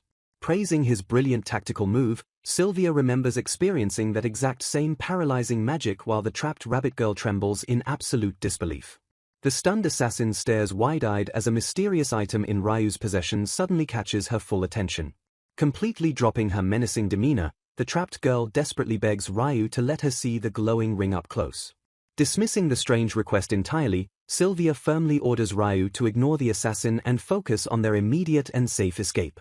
Ignoring the warning, Ryu boldly presents the brilliantly shining ring to the bewildered attackers as a shocking revelation washes over them. The fierce assassins suddenly abandon all hostility, staring at the young man in pure awe as they recognize him as their precious lord and benefactor. Bowing their heads in utter reverence, the once ruthless fighters fiercely beg for his absolute forgiveness regarding their previous disrespectful actions. Offering a refreshing drink to Sylvia, Suzu cheerfully notes how glad she is that they eat more than just vegetables. Flashing a warm smile, the attentive server eagerly encourages Ryu to enjoy his meal while promising plenty of food remains. Waving his hands frantically, Ryu aggressively demands that his captors finally explain their bizarrely polite hospitality. Groaning in absolute frustration, he loudly questions why their highly hostile attitude has suddenly transformed into polite service. Refusing to eat under such tense circumstances, Ryu demands answers immediately while they gently suggest waiting until after dinner. Kneeling in deep reverence, the fierce leader offers a profound apology for her past rudeness and agrees to reveal the truth. Bravely taking full responsibility for the ambush, she clarifies that Suzu and the rest were strictly following her direct orders. Pleading for absolute mercy on behalf of her loyal subordinates, the defeated warrior humbly submits to his final judgment. Pressing a sharp blade dangerously close to her own chest, she fiercely vows to end her life immediately if ordered. Panicking at the sudden threat, Ryu desperately begs her to drop the weapon while a prostrating Suzu deeply apologizes. Struggling to process the overwhelming chaos, Ryu firmly commands the bowing women to explain their sudden change in attitude slowly. Gazing up with utmost reverence, the leader explains the guild fully recognizes Ryu as the successor to their precious benefactor. Utterly baffled by the grandiose title, Ryu repeats the cryptic phrase aloud as intense confusion washes over his face. She reveals their legendary first master originally united all outcast women, asking if Ryu has seen his historical portrait. Detailing his legendary compassion, she explains the mysterious quandra cherished any marginalized woman who wished to be loved. Attracted by his boundless strength, countless outcast women gathered to form the massive organization that became the Dark Guild. Narrowing her eyes suspiciously, Sylvia silently analyzes the assassins while Ryu cautiously admits their origin tale is fascinating. Quandra possessed an inverted sense of beauty, allowing him to genuinely cherish so many unique and marginalized women. Pausing for dramatic effect, the devoted assassin prepares to reveal the most crucial and shocking piece of their ancient history. Connecting the past to the present, she points out the first master's portrait clearly depicts a specific ring on his hand. She reveals the first master was a highly skilled assassin whose greatest asset was a mysterious ring only he could handle. Emphasizing its incredible magic, she explains the ancient ring was permanently bound to Quandra and could never be removed. Quandra frequently utilized the ring's immense power to inflict incurable paralysis and fast-acting poisons during deadly missions. Flashing back to the past, an ancestor of the Dark Guild once asked the master about the origins of his glowing ring. Quandra cryptically claimed the powerful ring was a magical gift from a fairy, leaving his follower deeply confused. As the loyal follower apologized for her confusion, Quandra gently insisted his incredible words were meant to be taken literally. Muttering about strange reincarnation perks, Quandra quickly dismissed the highly confusing topic to spare his follower a major headache. Laughing off his inevitable mortality, Quandra reminded her nobody lives forever, prompting his follower to tearfully beg him to stop. Accepting his unavoidable fate, Quandra solemnly wondered if it was finally time to write down his official testament. Quandra strictly ordered his followers to assist anyone appearing with the ring, knowing they would possess a connection to the fairy. The devoted ancestor instantly swore absolute allegiance, firmly promising the guild would never disobey their beloved master's final words. Looking down with a sentimental heart, Quandra softly clarified he wanted them to fulfill his dying request out of personal loyalty. Revealing his true name as Kyuan Kentru, he carefully taught her a secret verification spell to test the ring's authenticity. Deeply moved, the ancestor fiercely vowed her descendants would forever serve as the ultimate strength for the ring's chosen bearer. Returning to the present, the leader explains the Dark Guild severely weakened after the magical ring vanished upon Quandra's death. Raising her head with overwhelming fervor, she joyfully declares their 3-century wait to encounter the true successor has ended. Trembling with sheer excitement, the fierce assassins pledge absolute loyalty and formally crown Ryu as the second guildmaster. Utterly overwhelmed by the massive unwanted responsibility suddenly thrust upon him, Ryu groans miserably and desperately wishes to go home. Frantically trying to logically reject the terrifying promotion, Ryu argues that possessing a similar ring does not prove any actual connection. Smiling with terrifying conviction, the leader completely dismisses his protests, absolutely certain the glowing ring proves his undeniable destiny. Ryu silently ponders his bizarre situation while the assassin asks where he obtained the legendary ring. Ryu internally panics over revealing that Yandere the fairy gave him the ring, knowing the guild would instantly hail him as their true heir. Trying desperately to avoid that specific outcome, he lies and claims he received the ring from his dead father when he was just a child. Pumping her fist in sheer triumph, the assassin loudly declares that his father's possession of the ring proves he possesses their founder's ancestral bloodline. Realizing her mistake, the assassin gasps in pure terror and offers a profound apology for her incredibly rude and careless assumptions. She presses a blade against her own neck, threatening to kill herself for the insult, but Ryu frantically begs her to drop the weapon and assures her he isn't offended. Shifting the conversation back to logic, Sylvia asks if they can actually trace any surviving genealogy of Quandra to verify Ryu's bloodline. The assassin nervously stammers, admitting that the first master was an incredibly energetic man with a highly complicated romantic history. She reveals that Quandra slept with over 1,000 partners, leading Sylvia to silently conclude that tracing his true bloodline would be absolutely impossible. The assassin explains they had searched for the ring for over a century and were almost ready to give up completely before this sudden, miraculous encounter. Grabbing Ryu's hands with intense religious fervor, the assassin excitedly proclaims that his arrival as the ring-bearer proves he is their long-lost successor. Ryu stares blankly at the ceiling, silently deducing that Quandra was another reincarnated human who likely left a testament for Yandere regarding the ring. Interrupting his thoughts, Sylvia pointedly tells Ryu he must know exactly what all this ancient history truly means for his current situation. Ryu firmly rejects the massive responsibility, but Sylvia insists that he and Quandra share the exact same inverted sense of beauty. Grabbing his attention, Sylvia loudly declares that Ryu shares the founder's unique traits, leaving the assassin completely stunned by the revelation. The assassin enthusiastically confirms Sylvia's theory, declaring that Ryu's innate and peculiar values definitively prove he is their true master. Overwhelmed by the mounting evidence and his own lies, Ryu stares at his glowing ring while desperately begging his imaginary father for a way out of this mess. Pouring hot water over himself in a steaming bath, Ryu attempts to wash away his massive stress as the warm water hisses against the stones. Submerging himself in the soothing water, he sighs heavily and mutters that a normal vacation would have been vastly preferable to this chaotic situation. Ryu nervously recalls how he begged for more time to think about their grand offer, knowing he and Sylvia have absolutely nowhere to run. Reflecting on his bizarre title, he questions aloud how he could possibly be crowned as the second master of the Dark Guild if he stays.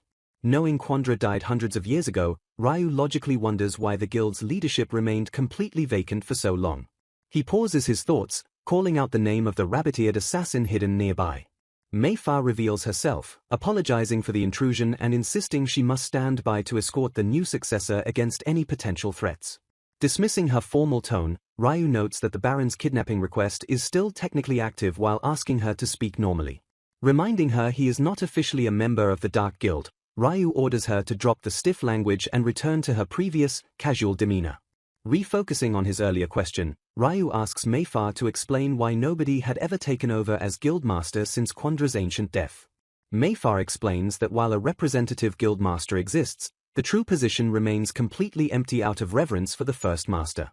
Revealing herself as the current vice-guildmaster, Mayfa explains that many traditionalists refuse to accept any leader lacking Quandra's blood or the legendary ring.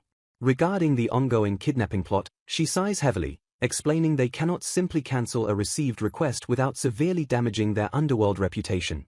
Ryu asks if he can simply use his newfound authority as Quandra's successor to force the cancellation of the mission. Mayfa admits she desperately wants to cancel it but explains she needs approval from the representative guildmaster, unsure of how the young leader will react. Hearing her refer to the leader as that kid, Ryu silently worries that the representative guildmaster will completely reject his sudden appearance. Recalling a previous conversation, Ryu remembers Sylvia confidently declaring they could easily force the Baron to withdraw his own request. The memory shows Mayfa utterly stunned by Sylvia's bold plan to make the Baron willingly cancel the dangerous mission. Sylvia smiles slyly, noting she has a clever idea that might actually work and insisting they have absolutely nothing to lose by trying it out. Splashing the water thoughtfully, Ryu decides that if Miss Sylvia truly believes in her plan, he will gladly follow her lead. He stands up abruptly from the bath, causing Mayfa to shriek and cover her eyes as she warns him that he is practically naked. Realizing she possesses an inverted sense of beauty, Ryu flashes a confident grin, completely unbothered by his lack of clothing around the flustered assassin.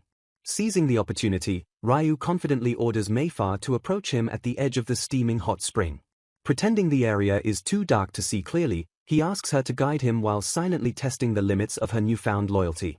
Trembling slightly from her intense shyness, Mayfa hesitantly steps forward to obey her new master's direct command. She slowly approaches the edge of the water, her heart pounding as she prepares to assist the unbothered Ryu.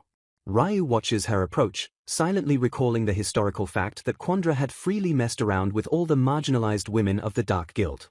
Blushing furiously, Mayfa stammers in sheer disbelief that the legendary successor is actually lusting after someone with her specific appearance.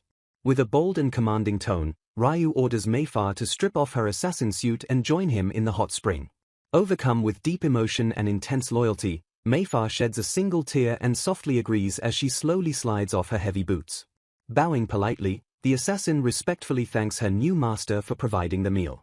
Leaning close with a flushed expression, She softly whispers her immense appreciation for his incredible physical stamina.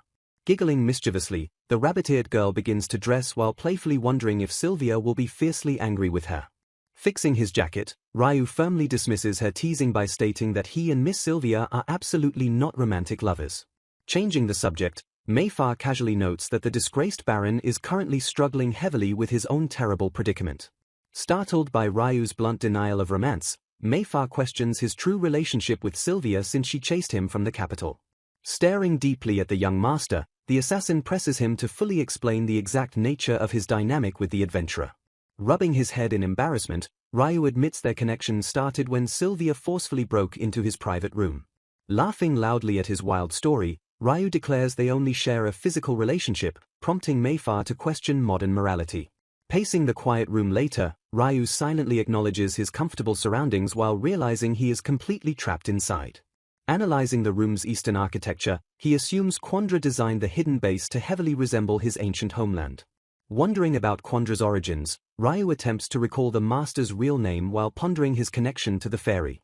The magical fairy Yandere suddenly materializes in the room, enthusiastically answering his internal question with a bright smile. Floating happily, the fairy confirms she arrived simply because she heard her precious benefactor calling out her name. Placing her hands on her cheeks, Yandere playfully teases Ryu for summoning her despite being surrounded by beautiful women.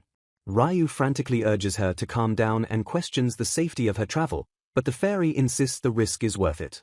Gazing around the elegant Eastern room, Yandere happily notes that the legendary Dark Guild still remains standing.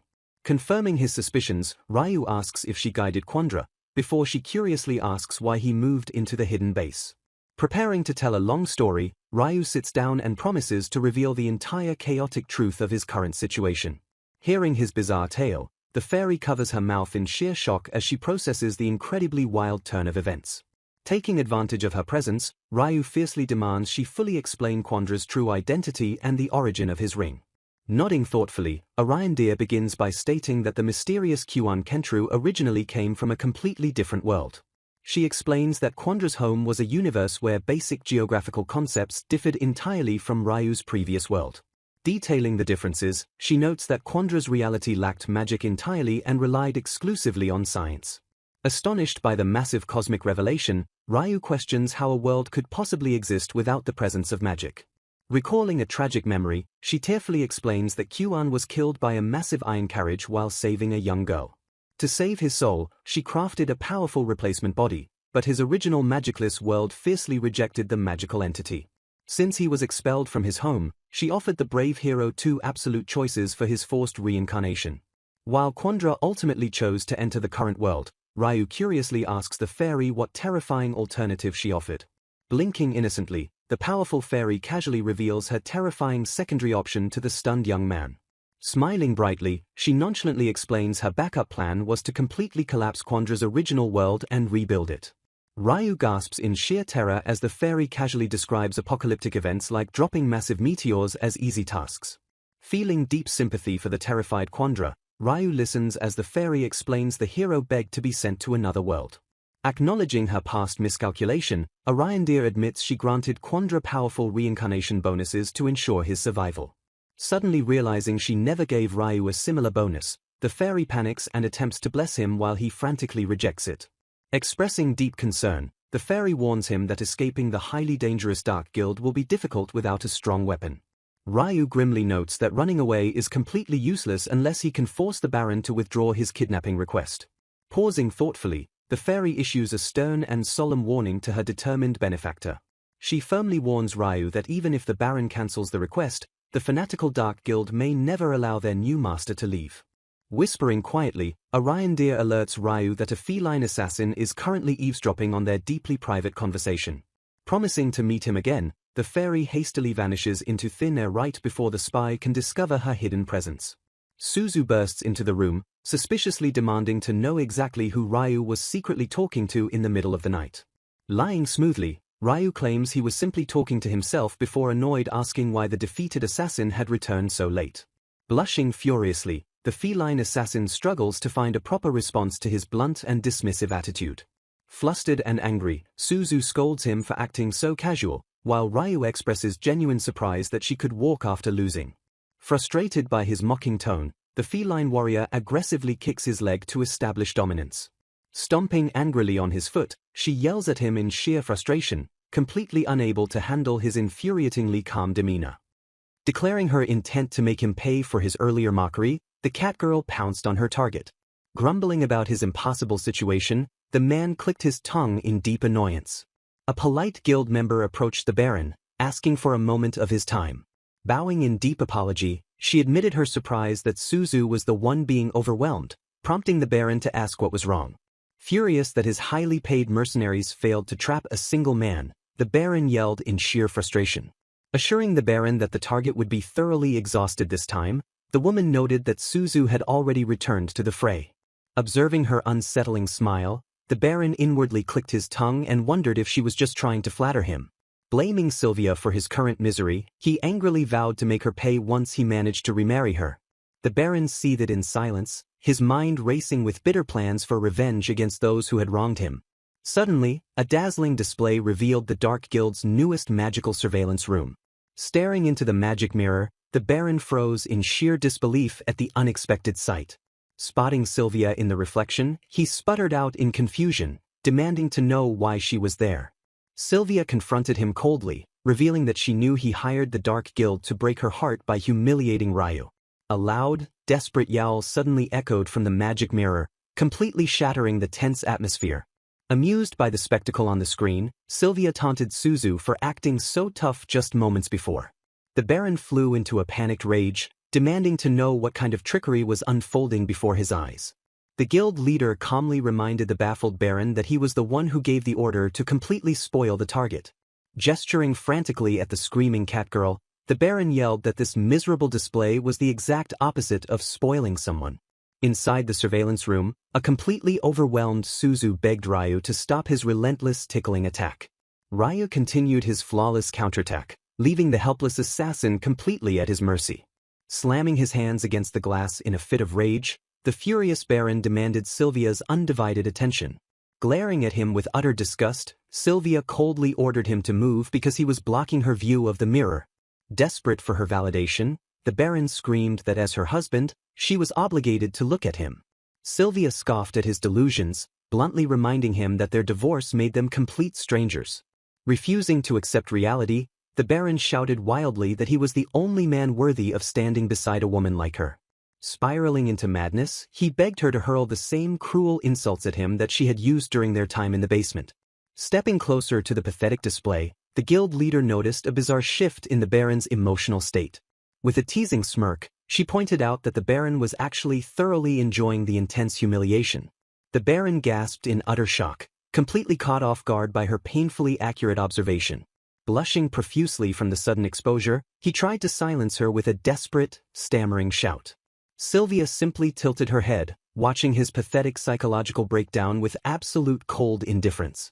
The guild leader revealed that they originally planned to break Sylvia's spirit by showing Ryu happily messing around with their assassin. Reminding him that his hands were tied, she assured the trembling Baron that she had no intention of physically harming him. Chuckling darkly at his confusion, she teased the Baron for being completely oblivious to his own deeply twisted desires. Sylvia casually muttered a few piercing insults regarding his pathetic weakness and tiny stature. The guild leader erupted in hysterical laughter, mocking the Baron for completely breaking down just from hearing Sylvia's verbal abuse. She delightfully explained that comparing Ryu's immense strength to his own pathetic weakness was the secret desire he never knew he harbored. Taunting him even further, she asked if he had secretly enjoyed being viciously mocked by the nobles after his very public divorce. Clutching his chest in genuine confusion, the bewildered Baron questioned the chaotic emotions suddenly swirling within his heart. Trembling with a bizarre heat, he finally realized that every single insult from Sylvia only fueled his bizarre, unbreakable obsession. A group of intimidating enforcers arrived on the scene, and Meifa quickly noted their absolutely perfect timing. Having lost all interest in the pathetic man, Meifa asked Sylvia if she could hand him over to her enforcers for a thorough punishment. Turning her attention back to the business at hand, Meifa suggested they discuss his request while shifting her menacing gaze back to the Baron. With a final, terrifying smile, she asked the trembling Baron if he was ready to face the severe consequences of his actions. Approaching Ryu calmly, Meifa confirmed the Baron safely withdrew his request. Acknowledging the update, Raya listened carefully as she shifted the conversation. Meifa explained this perfect outcome resulted from the chaotic events in the other room. Recalling the intense aftermath, she chuckled while describing the incredibly wild situation. She vividly detailed the Baron shouting frantic insults while completely overwhelmed by 3 elves. Meifa coldly revealed her plan to shatter his mind and brand him with submission magic. Ryu noted submission magic forces obedience and its engraving tools are strictly controlled. Teasingly offering Ryu a chance to test it on Suzu, she laughed off his objections. Waving off his concerns, she cheerfully insisted it was fine since he was the successor. Sighing in defeat, Raya muttered she would be cute without her relentless obsession. Shifting his thoughts away, he wondered what everyone back in Rosenkreutzer was currently doing. A wave of deep nostalgia washed over him as he reminisced about his companions. Visualizing their familiar faces, a quiet sense of longing settled heavily in his heart. Doubts clouded his mind as he questioned if his sudden disappearance left them feeling betrayed. Shaking off gloomy thoughts, he brightened at realizing he could finally return to Cassandra City. Ryu sighed in relief when Meifa assured him the Baron's request was perfectly cancelled. Feeling a massive weight lift, he eagerly asked if they were free to leave. Agreeing Sylvia was no longer useful, they plotted to erase her memories before releasing her. Catching a glaring omission, Ryu pointed to himself and nervously asked about his fate. Pausing with a dangerous glint, Meifa smoothly interrupted and addressed him as her benefactor. Crushing his hopes, she clarified that canceling the request and him leaving were separate matters. Stepping closer, she softly called out his name with an unsettling intensity. Offering deceptive hope, she promised not to stop him if he truly wished to return. Delivering her devastating ultimatum, Meifa warned she must permanently dispose of Sylvia if he left. Stunned by the sudden death threat, Ryu choked on his words in sheer disbelief. Ryu desperately argued against harming Sylvia, but Meifa chillingly countered that eliminating witnesses was normal. Glaring angrily, Ryu challenged her assumption that he would quietly accept the guildmaster position. Smiling innocently, Meifa brushed off his defiance and admitted she expected no actual work. Leaning in close, she began to softly outline the incredibly simple task she required. Her eyes burned with devotion, firmly stating she would never let the successor slip away. She confessed to eliminating every rival for the seat to serve the true successor. Horrified by her ruthless actions, Raya quietly asked if her grand oath was a lie. Placing a hand over her heart, Meifa fiercely swore her absolute obedience was completely genuine. Instantly turning cold, she warned denying his successor status would sever her obedience entirely. Trapped in a dangerous corner, Ryu hummed thoughtfully while desperately searching for a way out. Shifting tactics, Meifa criticized the current guild and suggested Ryu taking charge was the best option. Lamenting their pathetic state, she explained they had degraded into a weak herd steadily losing power. Sorrowfully, she revealed the sanctuary for shunned women had lost its way by accepting degrading requests.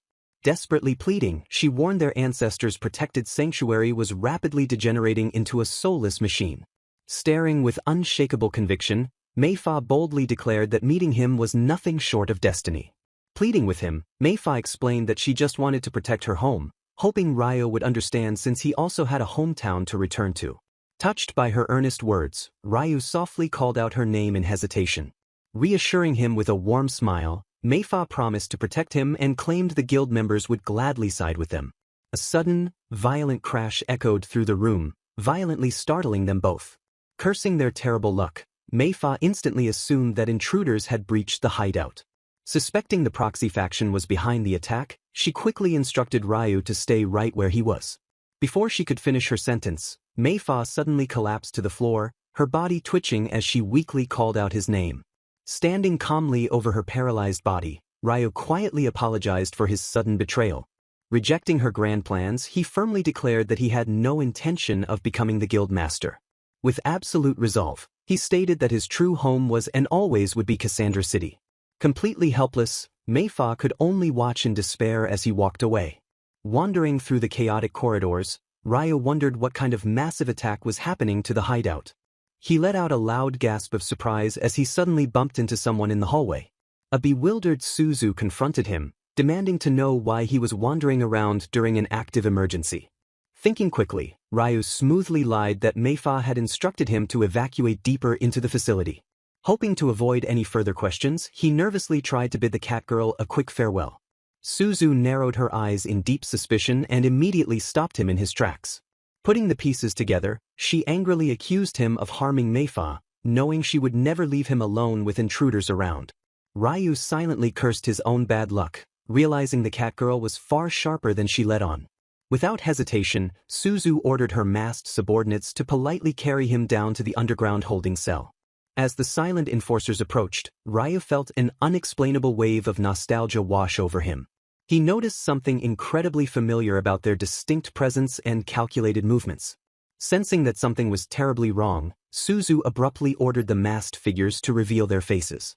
The cloaked individuals stood perfectly still, a heavy tension filling the air as they prepared their next move. In a sudden burst of explosive motion, the intruders launched a highly coordinated attack. Shocked by their incredible speed, Suzu finally realized the true identities of her mysterious attackers. One of the intruders instantly neutralized the cat girl using a powerful technique called cold sleep. Falling into unconsciousness, Suzu weakly apologized to Meifa for failing to stop the sudden ambush. The skilled attackers stood victorious in the hallway, having easily handled the looming threat. Recognizing the familiar face of his savior, a stunned Ryu immediately called out Tsukikige's name. Arriving in Cassandra City, the party planned to meet the guildmaster while one member loudly complained about Ryu's absence. The seasoned adventurers from Rosenkreutzer confidently announced their arrival as they stepped into the office. Greeting them with a composed demeanor, the guildmaster formally welcomed the esteemed party. Wasting no time, he immediately revealed an urgent request for the Rosenkreutzer group. The attentive adventurers gave him their full focus, eager to hear the details. The group erupted in sheer disbelief when they learned that Ryu had supposedly resigned. The guildmaster presented a formal resignation letter that mysteriously appeared on his desk. Completely crushed, one adventurer mourned their ruined plans to finally live together. Projecting authority, the guildmaster firmly urged the panicking women to calm down. He formally requested the party to track down both Ryu and Sylvia to uncover the truth.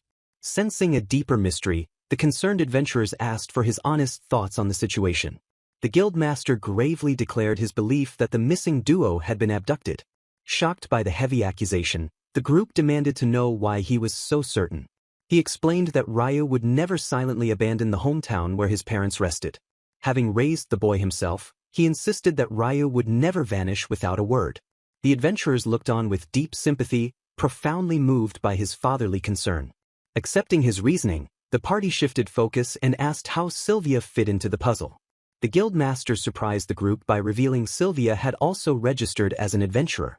Stunned, they learned she took up the adventurous mantle right after returning from the capital. He noted the missing duo was last seen entering Ryu's house together 3 days ago. Fired up with a clear objective, the Rosenkreutzer party immediately accepted the rescue mission. Handing over a spare key, the guildmaster instructed them to gather clues directly from the residents. Moving quickly, the focused group arrived at the front door of Ryu's completely silent home. Standing at the entrance, they asked Tsukikige to carefully assess the area for threats. Finding nothing suspicious outside, the ninja noted they needed to head indoors for detailed magical traces. Resolving to push forward, the united party agreed to breach the threshold and investigate inside. Stepping into the quiet house, the adventurers immediately fanned out to scan the empty rooms. The group's dedicated mage focused intently, scanning the environment for any magical residue. Growing highly anxious, they began to genuinely fear that Ryu might be permanently gone. A mysterious voice startled the group, prompting them to demand the unseen stranger reveal themselves. Stepping from the shadows, an unknown figure offered a magical assist for her benefactor's sake. Pointing confidently, the mysterious ally instructed the mage to cast her search spell one more time. Reacting instinctively to a sudden energy shift, Tsukikige leaped forward into action without hesitation. The group angrily scolded the reckless ninja for nearly ruining their delicate operation. Tsukikige apologized profusely for getting carried away while her teammates reprimanded her carelessness. A highly familiar voice suddenly echoed through the room, completely catching the arguing adventurers off guard. Spotting the missing boy miraculously safe, the entire party let out deafening cries of shock. Leaping forward in joy, Tsukikige enthusiastically embraced Ryu while cheerfully noting his comforting presence. Watching the emotional reunion unfold, the rest of the party jealously complained about her hogging him. Gathering warmly around their friend, the relieved adventurers softly admitted how worried they had been. Feeling guilty for his sudden disappearance, Ryu gently apologized for making Iris worry so much. Processing the new information, he realized the guild master was the one who orchestrated the rescue mission. Tsukikage proudly explained that Carla's team was distracting the Dark Guild, adding they would have searched for him regardless. When asked about the mysterious voice that guided them, Ryu nervously laughed and claimed he had absolutely no idea. Shifting their focus back to the current situation, a brief and tense pause settled over the group. Observing the hidden enemy base, they noted with surprise that the Dark Guild's hideout resembled an entirely normal village. A sudden, violent explosion shattered the quiet atmosphere as chaos erupted nearby. Tsukikage revealed their original plan was to grab Ryu during Carla's distraction, but a relentless catgirl had intercepted them midway. Smiling brightly, Iris cheerfully declared that reuniting with Ryu made the chaotic outcome perfectly alright. Dropping from the shadows, an enraged Suzu furiously shouted that nothing about this situation was alright. Lunging forward with explosive speed, the fierce catgirl unleashed a sudden and powerful attack. The hallway echoed with the sounds of a frantic struggle as the combatants clashed violently. Glaring fiercely at the intruders, Suzu demanded to know how they dared to pull such a stunt in her territory. Bracing for the incoming assault, the party realized the deadly assassin had already caught up to them. The tense air crackled with magical energy as both sides prepared to strike. Taunting her opponents, the agile catgirl dared the rescuers to prove their resolve in saving Ryu. Struggling against the overwhelming pressure, Iris cursed the blinding speed of their fierce attacker. Shouting a desperate warning to Iris, a teammate unleashed the freezing power of the cold sleep technique. The magical blast tore through the battlefield, forcing everyone to evade the sudden burst of energy. Caught in the intense crossfire, Iris let out a painful groan as she stumbled backward. A sudden blur of motion intercepted the attack, creating a massive shockwave upon impact. The sudden intervention left the desperate combatants completely stunned and frozen in place. Letting out a fierce battle cry, Suzu launched herself forward for a decisive strike. Thinking she had cornered her prey, the confident catgirl cheered that she finally had them trapped. A swift and powerful parry violently deflected the lethal blow before it could even land. Stumbling backward in sheer disbelief, Suzu gasped in shock at the sudden interference. Stepping gracefully into the fray, Sylvia breathed a heavy sigh of relief upon seeing Ryu completely unharmed. Offering a reassuring smile, she calmly noted that he looked perfectly safe despite the surrounding chaos. Overjoyed by her sudden and miraculous arrival, Ryu happily called out Sylvia's name. Sighing in exasperation, Sylvia scolded Iris for unreasonably trying to fight lethal assassins head-on as a backline support. Nodding gratefully, Iris confirmed she was perfectly fine after Sylvia's timely protection. Watching the bizarre interaction, a bewildered Tsukikage wondered if she was hallucinating Sylvia actually covering for an ally. Turning her piercing gaze toward the catgirl, Sylvia coldly noted that this would be their second time clashing. Recognizing her formidable opponent, Suzu backed away with a mixture of terror and fierce anger. Sylvia issued a chilling promise that unlike their last encounter, she would deliver consequences far more painful than a simple dislocated joint. Groaning in sheer agony, the heavily battered catgirl struggled to endure the intense pain of her recent defeat. Tears streaming down her face, she glared up at her captor and weakly muttered how much she absolutely despised her. Staring down at the weeping girl, Sylvia coldly complained about how incredibly annoying her endless crying was. Iris nervously wondered if all S-rank adventurers were this ruthless at interrogation, prompting a teammate to angrily refuse being lumped in with Sylvia's methods. Deciding it was finally time to move, the rescue party agreed to quickly escape the dangerous area before more trouble arrived. Keeping her guard strictly up, Sylvia sternly warned Ryu to stay close and not wander off on his own. The tension instantly spiked as Sylvia grimly announced they were already completely surrounded by hidden enemies. Multiple dark figures silently emerged from the surrounding shadows to completely block their escape route. Stepping into view with a mocking smirk, Meifa teased Sylvia for taking so incredibly long to notice their ambush. Feigning absolute heartbreak, Meifa accused Ryu of abandoning them to run away with these intruding women. Promising not to kill his precious friends, the guild leader chillingly declared they couldn't just let the rescuers leave unscathed. She brightly proposed a horrifying plan to permanently cripple the three women and turn them into obedient servants. Clapping her hands together, the twisted leader praised her own gruesome idea with absolute delight. Instead of being terrified, Tsukikage blushed deeply and completely misunderstood the terrifying threat as an appealing offer to become Ryu's pet. Iris jealously demanded to join in on the bizarre fantasy, causing Sylvia to click her tongue in utter disbelief at her teammates' sheer stupidity. Frustrated by their ridiculous antics, Meifa demanded to know what was wrong with these women who completely ruined her chance to mentally break Ryu. Sylvia boldly taunted the guild leader, noting that her current expression of pure rage was much better than her earlier fake smile. Apologizing to Ryu, a furious Meifa abandoned her non-lethal plans and vowed to violently slice the intruders into pieces. Drawing her weapons with blinding speed, the enraged guild leader launched a blistering assault directly at the rescue party. Clashing violently against the sudden strike, Sylvia strained against the heavy attack while vowing not to let the villain escape this time. Sparks flew wildly across the corridor as the two fierce warriors engaged in a blindingly fast exchange of deadly strikes. Spotting a brief opening, another guild member attempted a lethal sneak attack but was instantly intercepted. Iris quickly chanted a spell and unleashed a blazing fire arrow to forcefully blast the ambushing assassin away. Capitalizing on the fiery distraction, Sylvia delivered a devastating counterattack that completely shattered the enemy's defense. Watching the spectacular battle unfold, the Dark Guild members trembled in absolute awe of the S-rank adventurer's overwhelming combat power. Taking full advantage of the chaotic crossfire, a heavily bruised Suzu suddenly lunged from the shadows with a wicked grin. Tsukikage cried out in sheer panic as the agile catgirl bypassed their defenses and aimed straight for their rescue target. Securing her firm grip on the boy, Suzu laughed triumphantly as she suddenly turned the entire situation in her favor. Sylvia clicked her tongue in deep frustration as she realized their primary VIP had just been taken hostage. Pointing her staff angrily, Iris demanded the Dark Guild release Ryu while questioning their bizarre obsession with him. Smirking darkly at the desperate adventurers, Meifa prepared to reveal the grand secret behind their relentless pursuit. She proudly announced that Ryu was the long-lost, legitimate successor to their guild's legendary founder.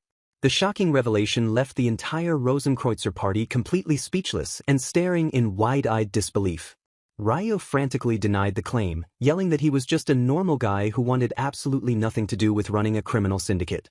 Chuckling darkly at his desperate resistance, Meifa simply brushed off his frantic denial as adorable stubbornness. Raising a hand, she explained that his mysterious ring and highly unique physical constitution were absolute proof of his grand lineage.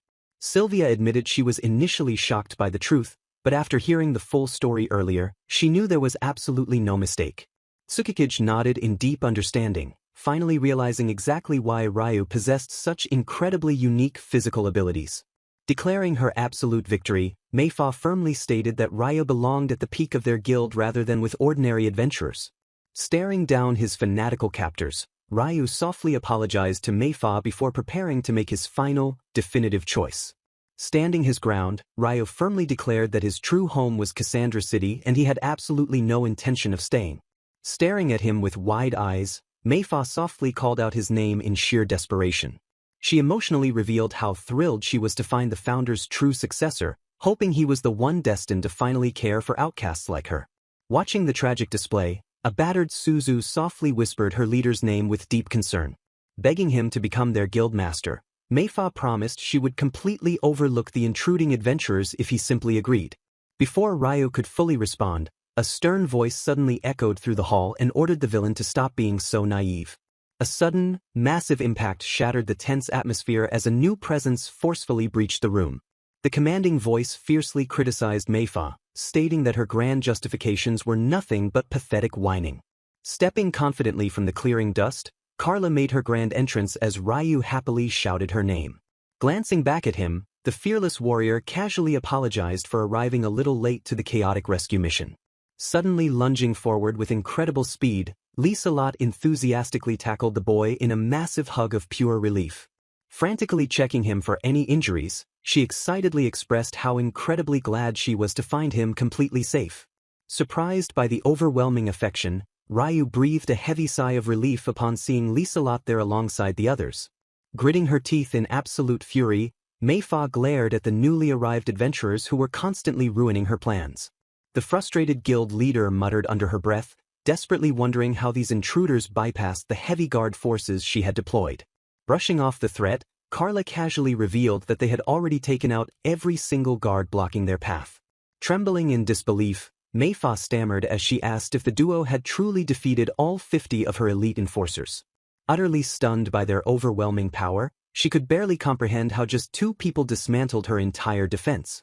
Glaring coldly at the stunned leader, Carla remained completely unfazed by her sheer shock.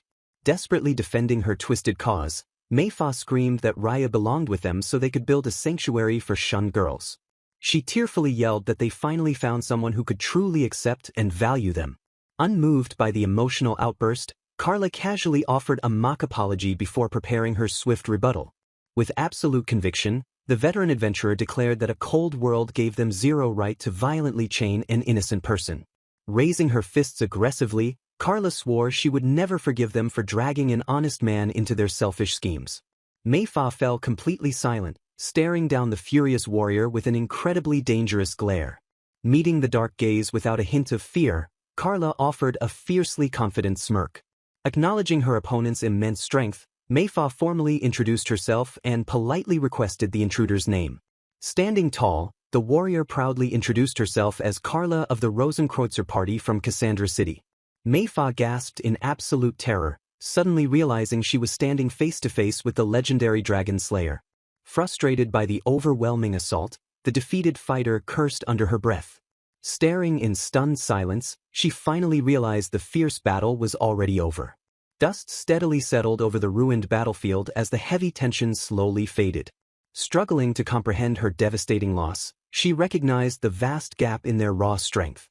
Collapsing weakly to the ground, the beaten guild leader surrendered completely to her exhaustion.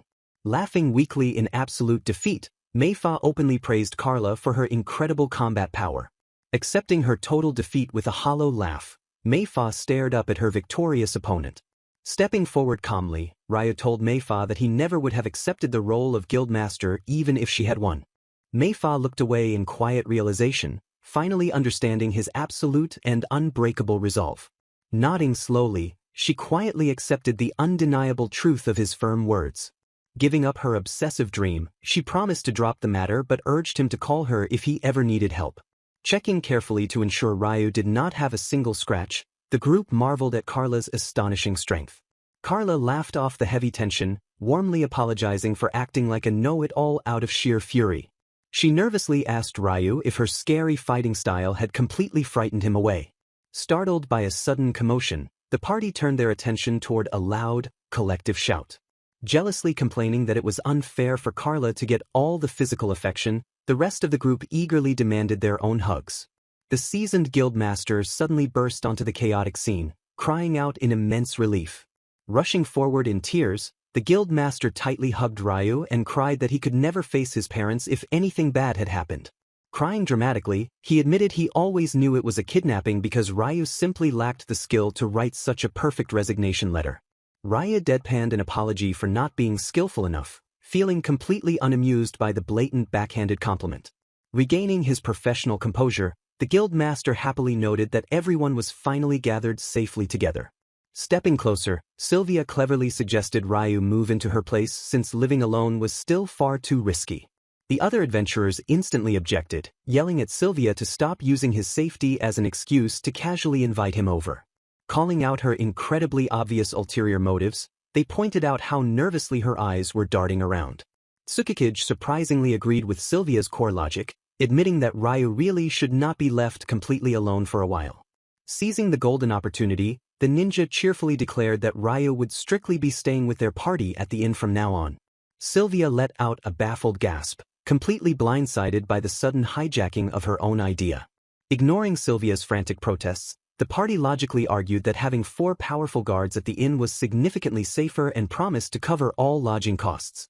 Piling onto the undeniable logic, the girls cheerfully insisted that having a larger group around him would instantly deter any future kidnapping attempts.